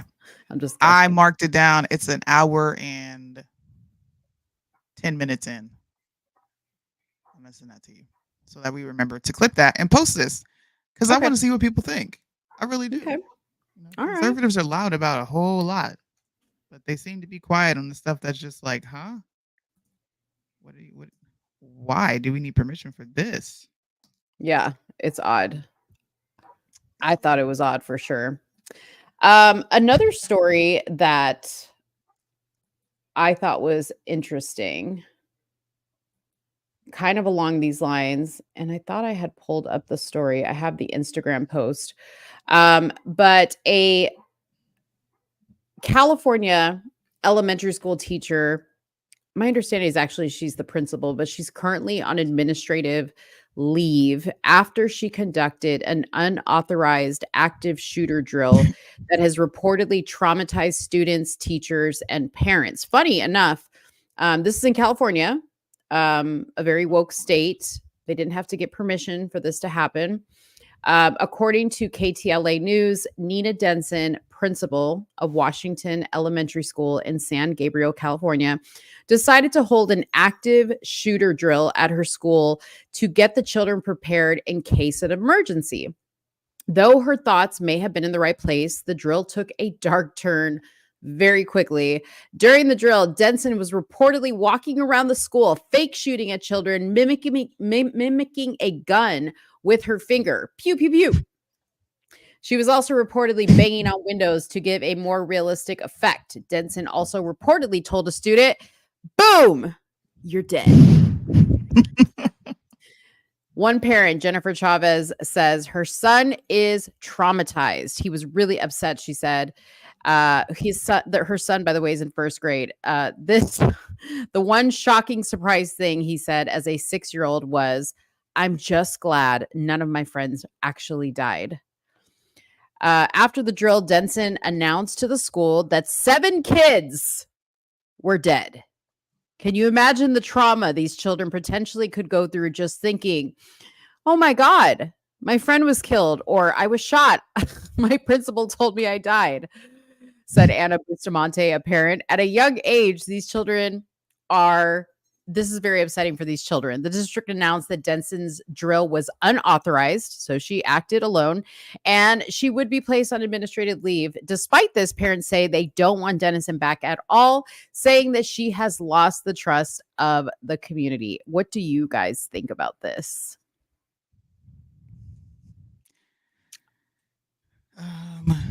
I can see both sides. I can see me being like, what the fuck as a parent, right? Like, what the hell?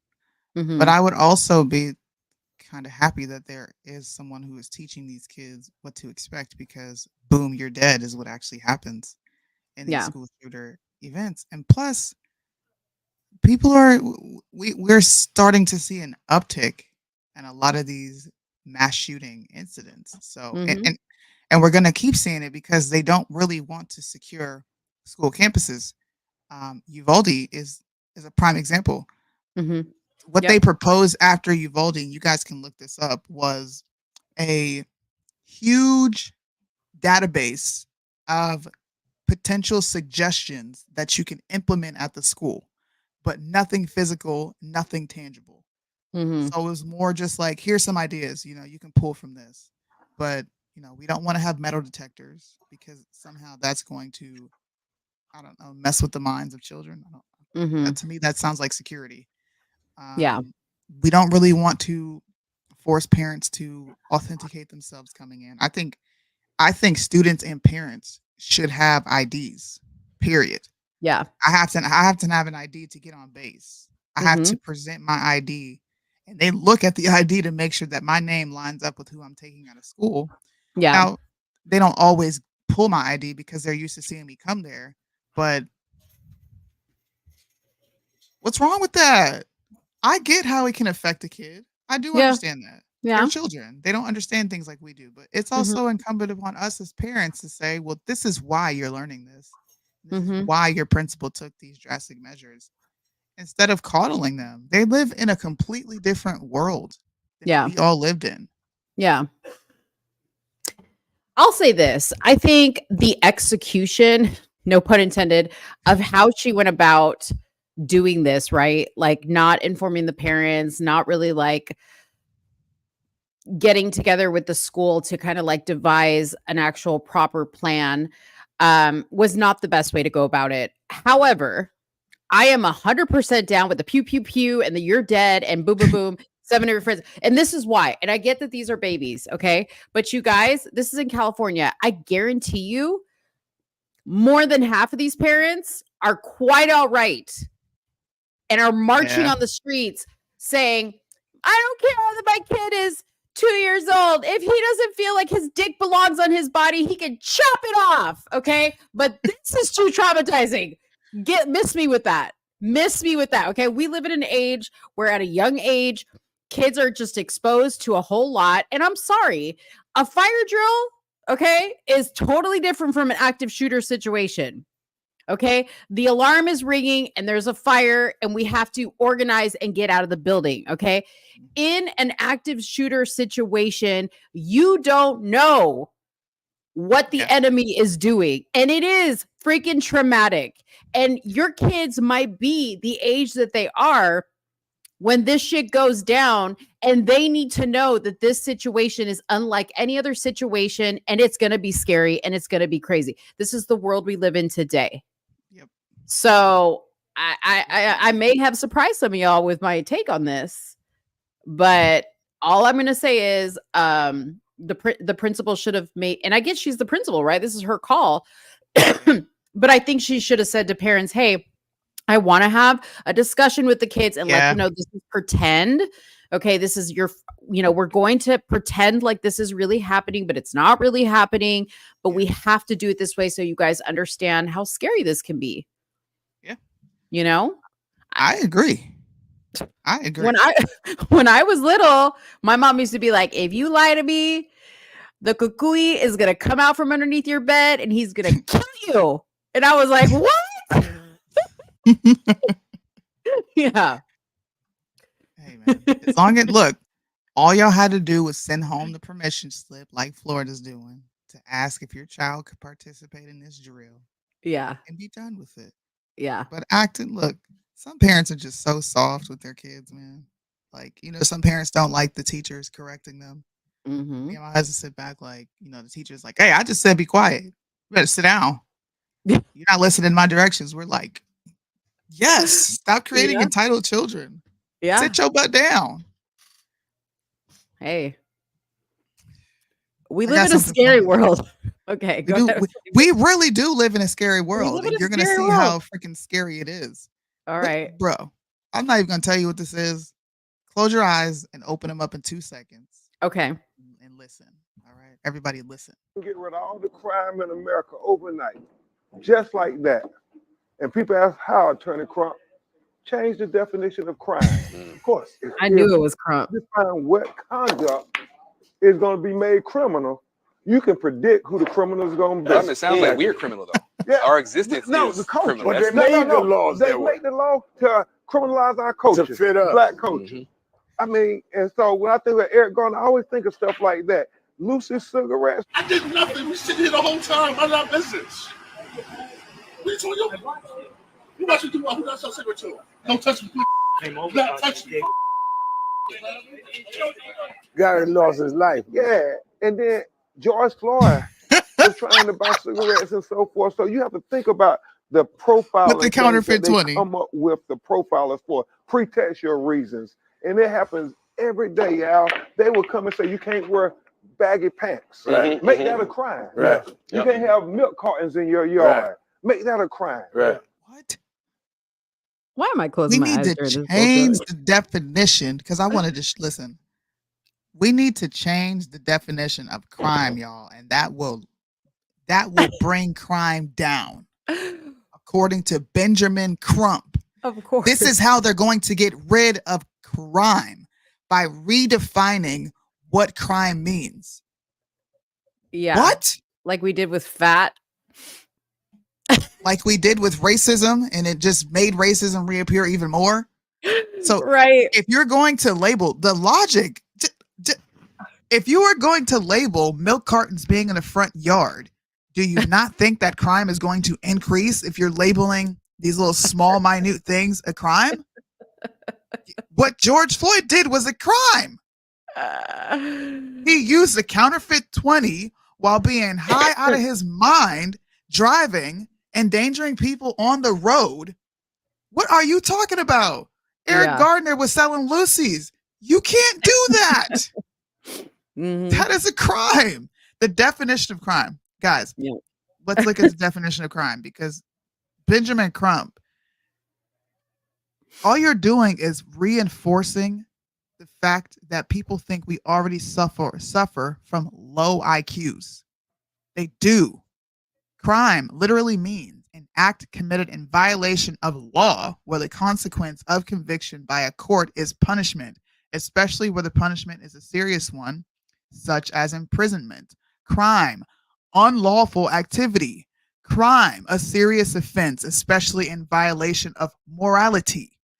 How are you going to redefine crime? To what? We need to clip this too. What the fuck? What country do I live in? Like, I don't know. seriously, what This is country do we idiot. live in, Mo? In idiot USA. We live in an idiot country. Everybody's dumb. That's And you what. got other men sitting up there like, yeah. You know, let's redefine it. Into Mhm. what? What do you want Right. to redefine crime as? Right. You know, this is a really good segue because I forgot to mention that I wanted to talk about this, but I was called for jury duty on Monday. And I went to jury duty and it was for the criminal court. I've never been in the criminal courts. I've always been in the civil courts. So it's always been like bullshit stuff. And this particular case that we were on was a illegal who was accused of sexually assaulting a 3-year-old girl. And obviously I was being, looked at as a potential juror for this case, which I wanted on this so bad because I just wanted on it. But I wanted to say a few things about my experience at jury duty, which I've never seen this before. So first off, I don't know how your jury duties go, but when I arrived, it's like, I don't know, 100 people in a room. And then, you go up one by one to the clerk and they tell you which floor you're going to go to. And when you get up to the court, you go through like a preliminary question from the judge that they ask everybody, like, does anybody have any potential schedule stuff? Can everybody read, write, understand English? And when I tell you there were 15 people eliminated from my little jury court, okay, my little court, mind you, there was other courts going on. 15 people from my room alone were eliminated because they did not speak English. And when the judge asked them if they were U.S. citizens, their answer was no. Tell me how they got a jury summons. I'll tell you how they got a jury summons. They are voter eligible. This should scare the shit out of people. Number one, that we're holding a trial for an illegal immigrant and we don't just ship his freaking ass back to Mexico. We're using our tax dollars, okay, which I don't mind because this little girl, and again, I don't know the details of this case, but this little girl was violated in the most terrible way. And I don't know all the details, but we were asked questions about the dark web. Did we think the dark web existed? Do we know what goes on in the dark web? And after hearing that there were 72 witnesses to this allegation, yes, you heard correct. When I put 72 witnesses and dark web together, I think of one thing. This little girl, God forbid, was maybe trafficked on a dark website. And the 72 people are the people that paid to watch whatever happened on the web. Disgusting, disgusting, disgusting. And I'll tell you what else is disgusting. And this is why I'm slowly but surely losing my faith in humanity. And when people want to post online and say to us what we should talk about and what we should be outraged about, I sat in a courtroom and I heard side conversations of people going, this is really terrible, but I just don't have time for this. And it sickened me. It sickened me because after that movie, Sound of Freedom, came out, and people were so outraged about what that movie revealed. They were like, we need to do something. This is crazy. Protect our children. # protect our children. And you guys don't have time to spend 3 days to make sure this piece of shit, okay, from a country that's not even ours, came here, and I'm going to be graphic, stuck his dick inside a 3-year-old girl, violated her in front of 72 people, and you don't have time to make sure this piece of shit pays for his crime. I was disgusted by that. I really wish that the people that got chosen for the jury do a hell of a job doing their darndest. Now, I will tell you this, it's very interesting when you're in jury duty, when they start to talk about the definitions of the law. And one of the questions that came up was, do you understand what reasonable doubt is? And they actually called on me and they said, juror number 64, can you define reasonable doubt? And I said, well, anytime you have a doubt that is within reason, you have reasonable doubt. And they said, did you know that within the state of Texas, reasonable doubt is actually not defined? It is left up to the individual. Yes. So what is reasonable doubt to you, if you're sitting next to me in the jury box, may not be reasonable doubt to me. So, wow, Texas. Yes. Fuck. Yes. Yes. So, it got me to thinking, right? Because like we talk about cases all the time, and it's so easy to have an opinion about like the information you read on an article or what you see in a video even. And there's always so much more to the story. And the judge kept reiterating to us. And I'm like, man, this is why I'm not a judge, because the judge had to say over and over again, just because this man is on trial, just because he's being accused, just because there's 72 witnesses that we're going to bring before you that claim to have seen this, just because we have 2 experts that are going to testify on behalf of the state as to what happened to this little girl, you must presume he is innocent until you have seen every last person sit on that stand and give their testimony, and you have, without a reasonable doubt, no question in your mind that he is guilty. It's a sickening responsibility when you think about it. And it makes it even worse when you think about the people who are functioning in this country who will take that, well, I get to define it the way I want to the max and try to find someone not guilty based on some technicality. That's crazy. I was just talking to Kyle about how the justice system is just screwed up, dude. Our justice system is screwed. Yeah. There's a guy in Chicago, this video went viral, who admitted to all of the murders that were occurring around the time where he was out committing murders. And he said, one of my best friends went to jail for me. I committed all those murders, but he took the rap for me. And it's his fault too, the guy who took the rap, because he believed in no snitching. But get this, he was at a party with his mother. There are people to corroborate him where he was at. And he's in jail for life due to someone else's actions. And the guy who actually committed all the murders ended up committing suicide. And that man is still in jail to this day. Oh my gosh. That's terrible. That is terrible. Dude, in the hours that I was there, you know how I love to people watch and I'm super nosy. Yeah. So there was a lawyer who brought what I later learned was a witness in a case that was going on in the other room in one of the courts.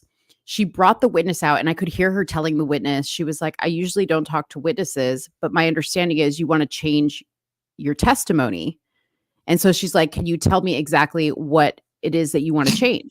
So through this conversation, I learned what the situation was. So this girl was a witness for her friend who was accusing a young man of rape. Okay. Initially, she was brought in to obviously testify to the fact that, yes, my friend was raped. Okay.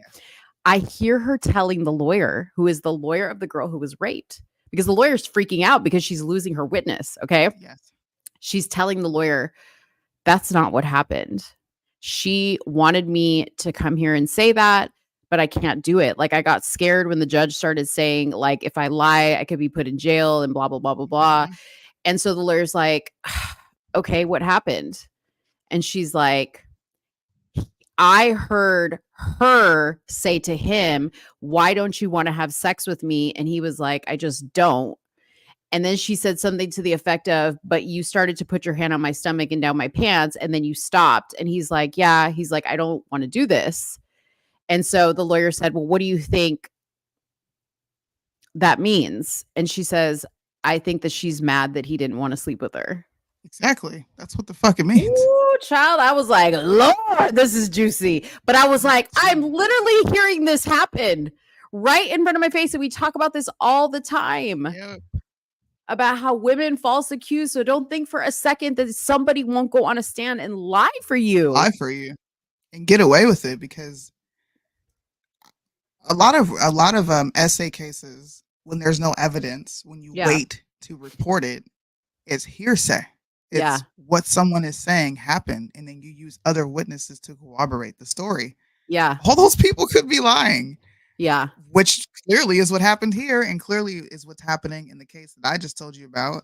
Yeah. And will probably happen, unfortunately, in that case in Texas. It's probably so common. He's not going to spend any time in jail. He was facing 25 to life. I pray to God that he. I hope he does. Time. But in those cases, people like that usually get a couple of years in jail. Strict, what do you call it? Probation, and they have to go on the list. Clearly, the list doesn't work. Yeah. We need to have more extreme consequences for people who are, without a shadow of a doubt, guilty of these things. Yeah. Like, I don't even think they deserve it. They deserve a trial, but you don't deserve a jail sentence. If you're found guilty, you need to die immediately. It's time for you to go. Well, and not knowing necessarily like how this all works, like when the state brings these charges against you, but like, where were these girls? Where were the parents? Like, why is it the state bringing the charges against him and not the family? Maybe like, why was this whole ring? Yes. Why was this little girl even a part of like this whole ring? And again, I don't know the whole story because they only give you like a snippet when they're like questioning you for jury. But God, man, I wish I would have I'm so messy. I wish I would have taken somebody's number down so I could like understand like what happened. And I was like trying to commit this guy's name to memory. And I was trying to find the case today, but I couldn't find it. So yeah, I know it's crazy. Speaking of, current cases that are going to be heard in front of a jury soon, since we're talking about crime specifically, I don't even want to talk about this, but I think we should, because I think my idea of why these things are being brought up in the media, as frequent as they are, should really be discussed.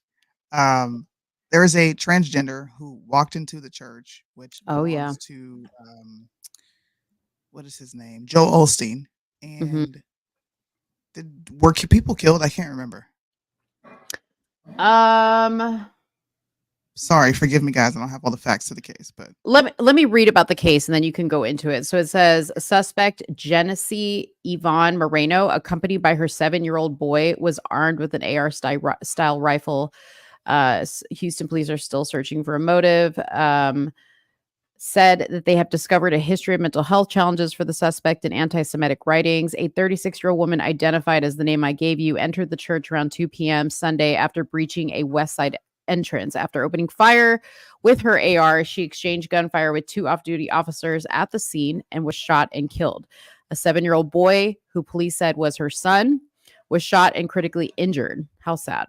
A 57-year-old man was shot in the leg by Moreno, but discharged from the hospital on Monday after he was treated for injuries. They could not say who shot the child in the crossfire, but he remains hospitalized in critical condition.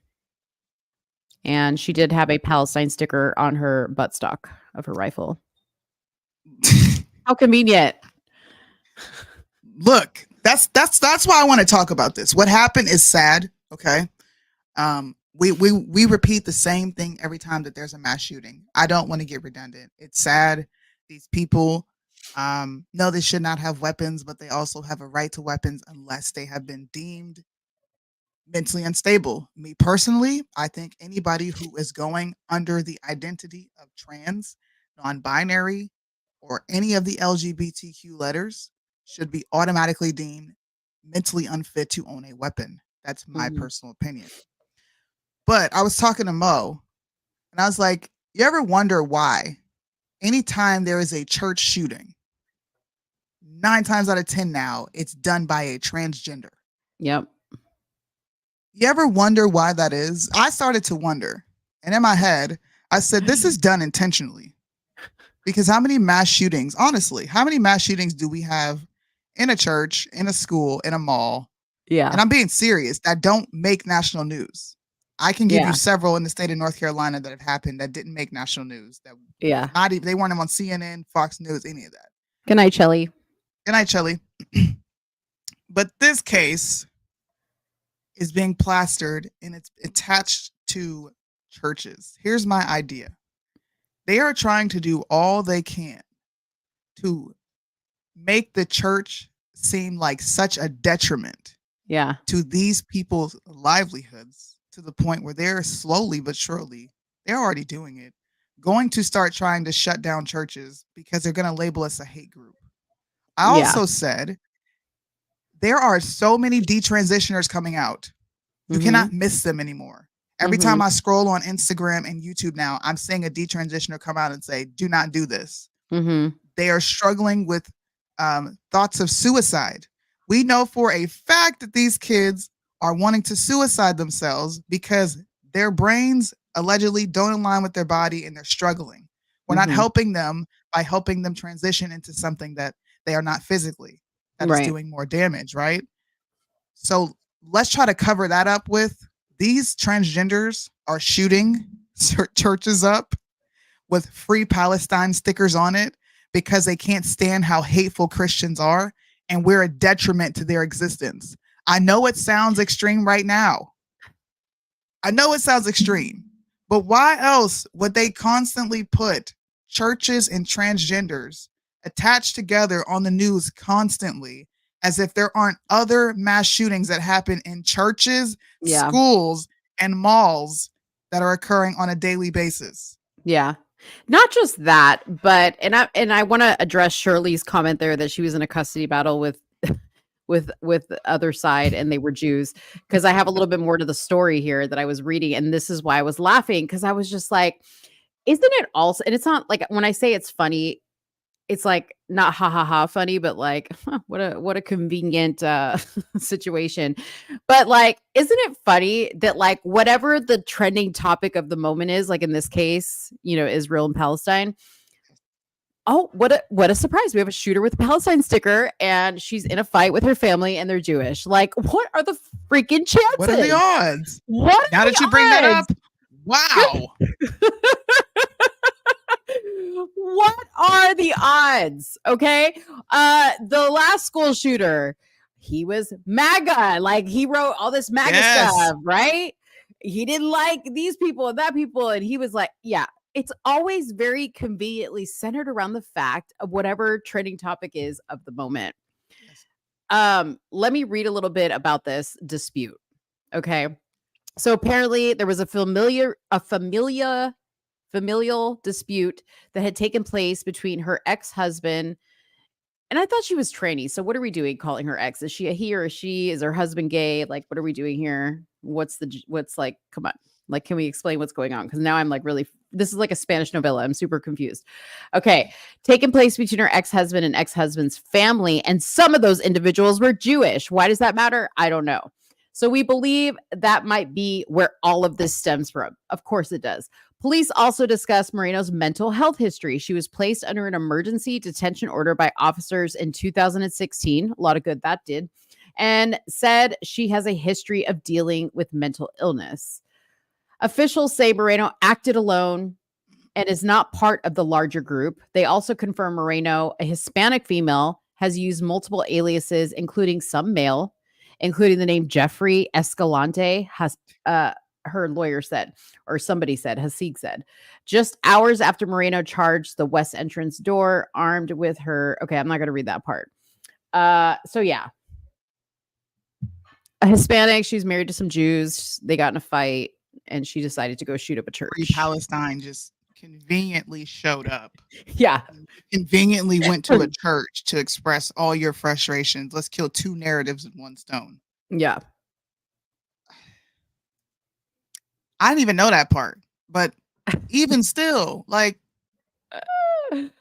why? And why do we as viewers, why do we keep getting enamored and like sucked in to these discussions? I have not posted about this shooting not one time. I refuse to talk about any transgender shooting. I refuse. They're mentally ill. It is not the church's fault. Maybe it is some people within the church who probably did something very inappropriate with them or to them, because 9 times out of 10, and that's why a lot of these people act out the way they do. They're suffering from some sort of trauma.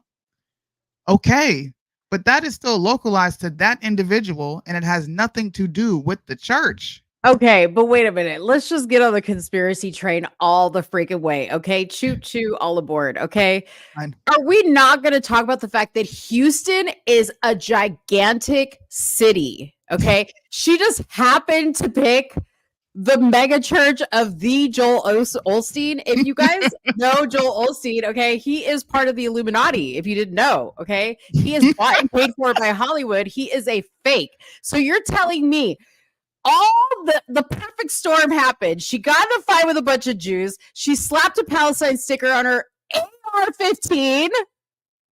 She happens to be a tranny, and she just walks in to the biggest mega church with the biggest mega pastor of all time. Nobody got hurt, because I guarantee you, Mr. Joel Osteen was like, well, of course you could use my church. Of course you could use my church to stage this fake hate crime. Of course we're going to shoot her dead, and nobody's going to know anything about her. God. Right. You guys, it's getting funnier and funnier. I'm sorry. I'm not posting pray for fucking, what is this church? What is this fucking church? Lakewood Church. Miss me with the hashtag pray for Lakewood. Miss me with it. I'm praying for Lakewood. Lakewood didn't even want to accept they didn't want to take in people who were that winter storm that happened. They didn't even want people going into the church for the winter storm. We need to pray for them. Katrina, they locked the doors. Joel said, no, you don't. Joel Osteen. Yeah. I'm so sick of these stories, man. I really am. I look on social media now. Before I would be like, ooh, Mo, we need to talk about this. We need to talk about this. Now, right? We would have so many topics that half the time we wouldn't get to them all. I don't even do that anymore. I'm going to talk about what I want to talk about. And if people want to tune in and listen to me talk about things that I find important, then you are more than welcome to show up. But spending time on all these topics, I'm not praying for Lakewood. I will pray for the child who is in critical condition, right? Because allegedly she took a child with her, which is in itself complete lunacy. But on top of that, you're identified as transgender, associated with Jews and Palestine. No. I'm glad we talked about this, because maybe people will think deeper. Because, Graham, what's his name? Graham Allen? Graham Allen. How come this is not worldwide news? Why? Why do you need to push a narrative about Palestinians so freaking bad? Why can't we just care about all the innocents across the board? Yeah. Jeez, man. Yeah. You know what else is really convenient? It's always a child that's critically injured or dead, because you know what you can't do with the child is release their info, because they're a child. So we don't know. Listen, I'm fucking jaded. I don't know if this child even exists. I'm there right now. Okay. Meet me there, because that's where I'm at. I'm not even sure this 7-year-old child exists. Show the child to me. Show me the child. Because I don't even believe it at this point. Now you got to come with the proof. Anyways, here's Jeffrey. Here's Jeffrey Moreno, Jeffrey Escalante. This is interesting. Listed sex is female. Race is white. Ethnicity is non-Hispanic, but let's look at the picture and let's look at the name.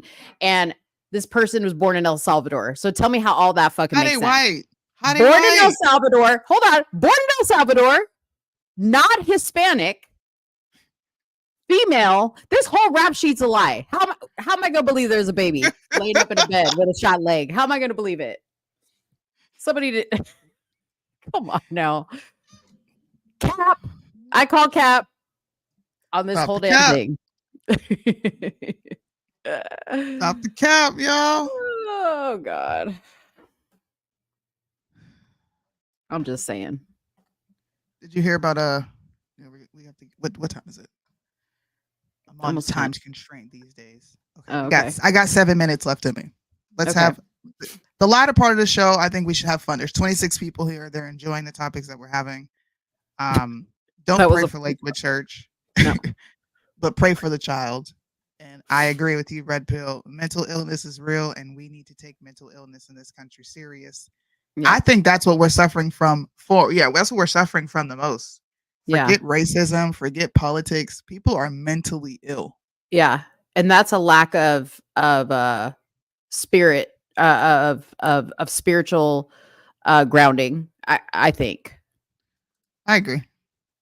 Yeah, I was gonna say something, but I could be labeled a conspiracy theorist, and I don't want to. Go ahead. I mean, I just basically said there's no 7-year-old kid laying up in a bed with a shot leg. You can say whatever the fuck you want. Well, I kind of think that mental illnesses are linked to just evil spirits. I don't think it's anything within us, like chemically. I think that science is used to try to explain what's going on with people, but I think people are literally possessed. I do. Yeah. People are crazy as all get out. But what were you gonna say? Were you gonna show something? I am, but you can keep talking. We can. Well, I was just gonna. Well, while you're pulling that up, I was just gonna show an example of crazy. Fried chicken lunch, introducing Joe Biden's new strategy to win the black vote.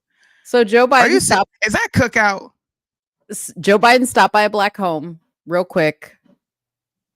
Here's how it went. I went the route of making sure I had a hamburger. So tell me about you guys. What you doing these days? Why don't you share about your passion of sports? I'm playing AAU basketball right now. Are you really? Are you guard? Yes, sir. Now. He said that because he's short. All point guards are short. Are you a guard? Seventh grade. Seventh grade. Right now I'm just doing basketball, point guard on the JV team for my school. How about in school? How y'all doing in school? You should tell the president about the school. Favorite thing about it is the business academy I'm in. We get to like travel, so we've been to like NC State, Wake Tech, and You're kidding me. Yeah, we went to this small dry cleaning business, and it's cool. It's a great experience. I'm impressed. Is that a new program at the school? Yes, sir, it is. It just started just a couple of years ago. You know how much this guy loves you. You just feel it, can't you? Yes, sir. Your dad jumping from the bull for you. By the way, we dads are hard to raise. Once you're a teenager, we're hard to raise. So you gotta be patient with us, you know what I mean? Yes, sir. A little patient. Does anybody not believe that's that dude's kids? Here you go. Going down the whole lane of conspiracy theory. They don't look like him. Fake. I'll be honest. No, they don't. The house is fake. How did how did this family get picked? I have no idea, but his PR team decided to drop this video. And y'all had to eat cookout. But y'all didn't even get the platter that you need. Like, we're the hush puppies. I didn't see no Cajun season on them fries.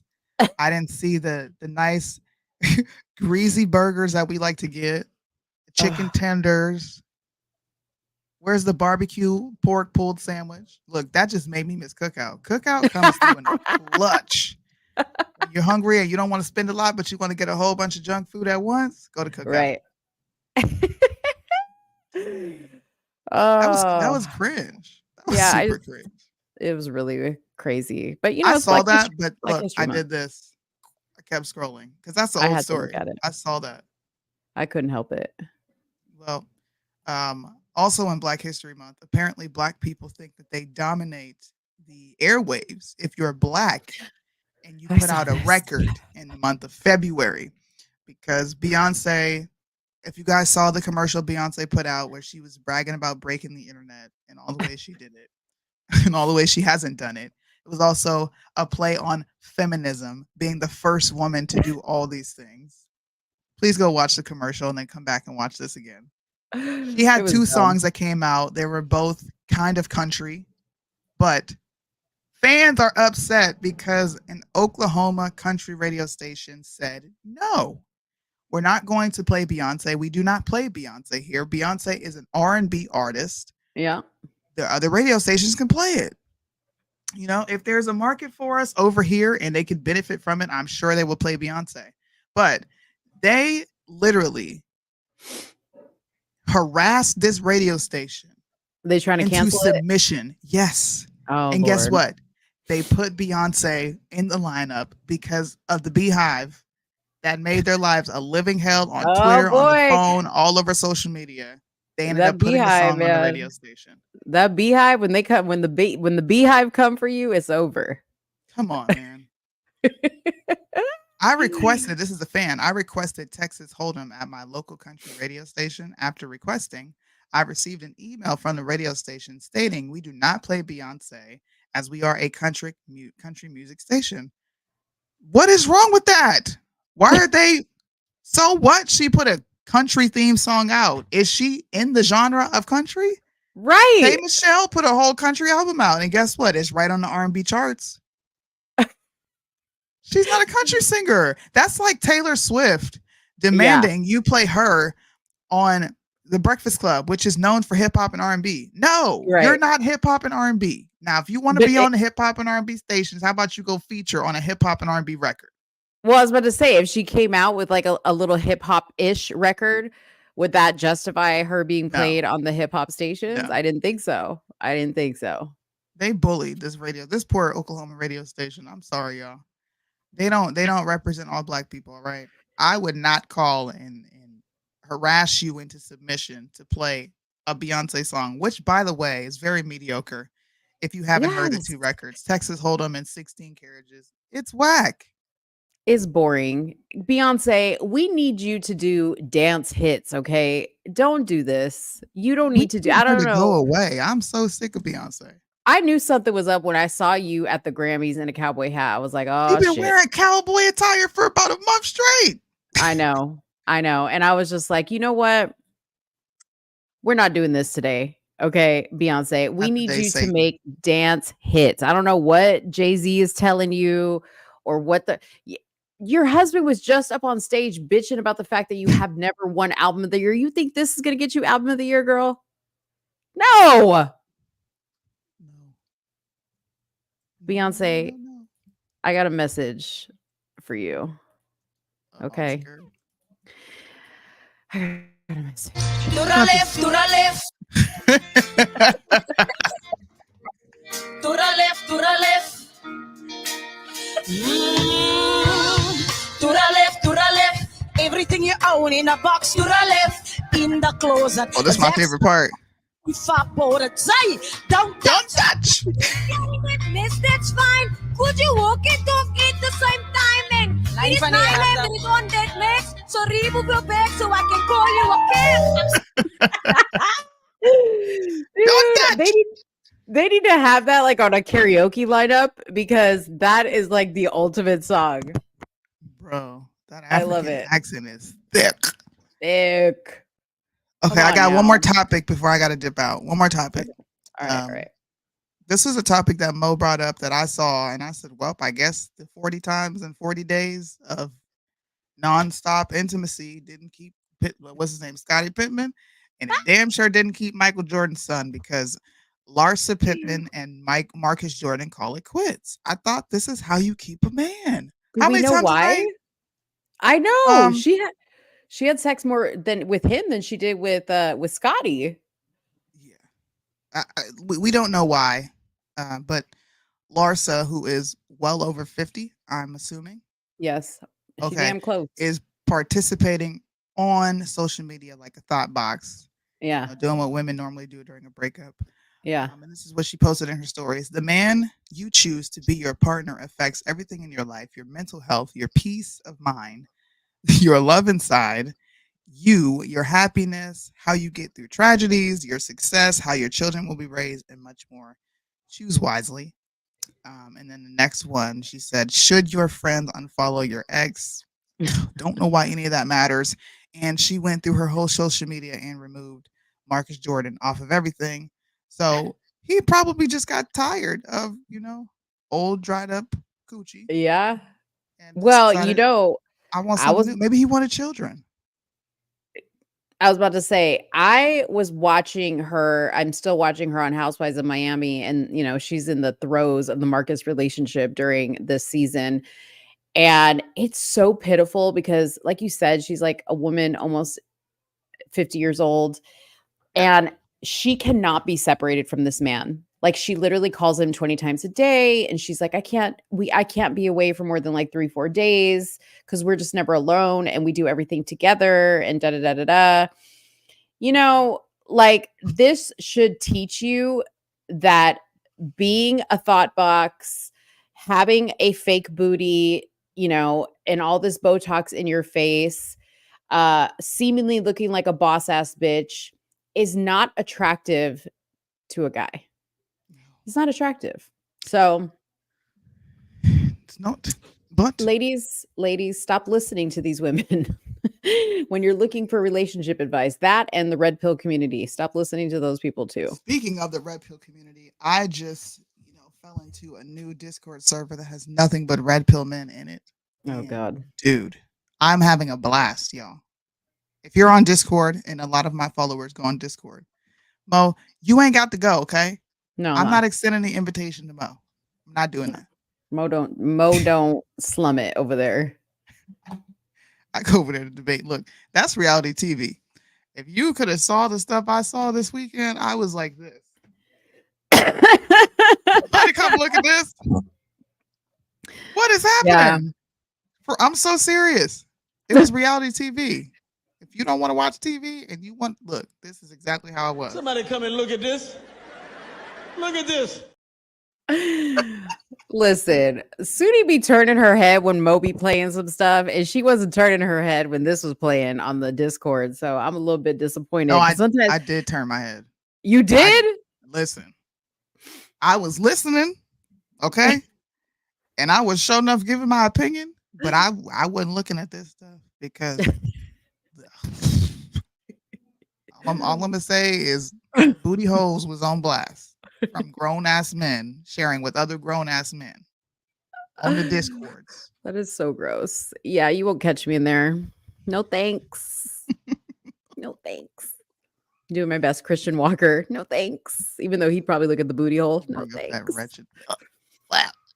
Gosh, I haven't seen him. I haven't seen him in my Starbucks in a while. I'm getting concerned. Praise like, God. Did he fall out with his mama? He need to go repent and get right with the Lord. Yeah.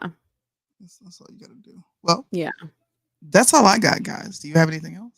No, that's all I have. We got through everything. We got through it really quickly and it was super like smooth transition. I loved how I really love how we do transitions between topics. I swear to y'all, we do not plan how we do transitions or topics. We just happens. We just do it.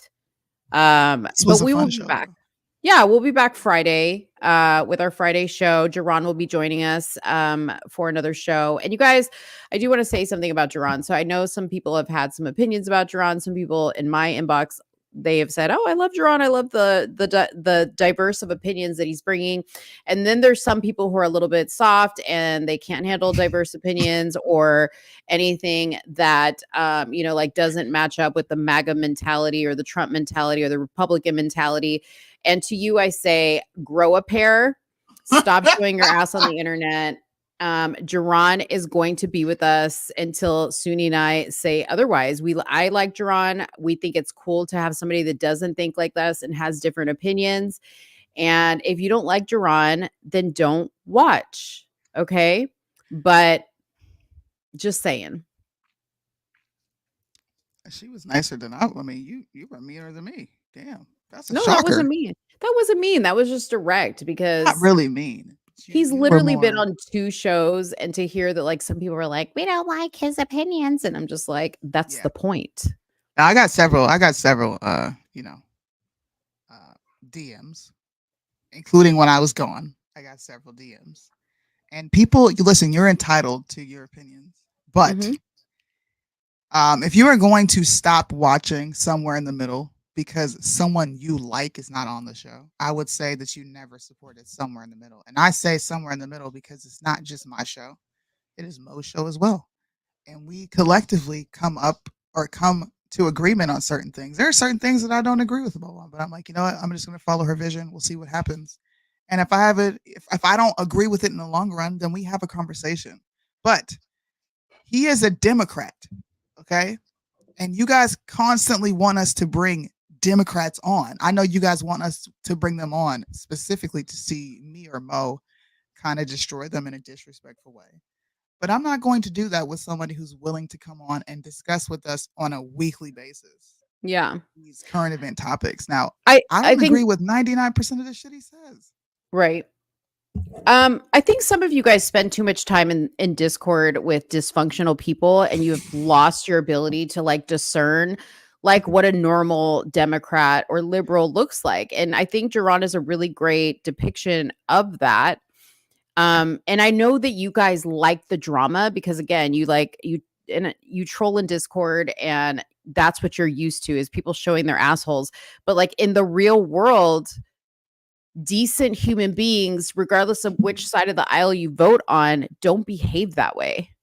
Like decent human beings are not thoughts. They're not extremists. They don't have purple hair. Jerron is a normal man who happens to be of the liberal mindset and he votes a certain way, but he's a husband. He's a soon-to-be father. He's not a criminal. He holds a job. Like this should be the type of discussion in person that we want to see more of, because you guys often agree with us when you're like, we can't, we have to stop marginalizing Black people and showing the worst of them. And then here we have a guy who is a nice, clean cut, everyday American, African American, Black gentleman, whatever you want to call him. And y'all are like, no, we don't like him. Come on, y'all. You understand why I'm annoyed. Please. Yeah. Of course, I was annoyed too. Yeah. I was annoyed. It was just like, damn, man. We don't even know if this is permanent.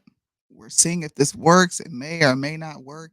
But to like completely leave the show. Yeah. I didn't like that. Yeah. I didn't like it at all. I express my thoughts. I respect everybody who voiced their opinions. But at the end of the day, I've been doing this for 5 years. Mo's been doing this for a number of years. We know what works, what doesn't work. 11. Political content is phasing out. She's been doing it for 11. Political content is phasing out. Culture is what's in. And you cannot tackle culture if you do not have the opposite side on here tackling culture with you. And also, he has an audience. And I'm sorry, but I want that audience, because you know what happens when those people tune in to watch us? They get to hear a more grounded, right-leaning person's response to a lot of these social issues that aren't extreme. Mm-hmm. I don't fall in line with everything Candace says, but you know what? Candace is the talking head for Black conservatism. It is awesome that those people get to come over here and hear something different. Yeah. That's why I'm doing this. It's about expanding, it's about networking, and it's about making this a platform that everyone can watch. Everybody. I would much rather see y'all debate with people in the comment section, straight up, about the things that we're talking about. I don't like to see everybody just sit here agreeing. It's boring. I don't want an echo chamber. Yeah. And if this is above your IQ level, then go to Mitch's live. Go to Mitch's YouTube channel. Oh, my bad. He doesn't have a YouTube channel. Have a good Tuesday night. We're going to end on that note. Bye, guys. They say that something's so offensive, but only if you get offended. I can't offend you without your permission, and you don't even have to listen. They say that something's so offensive.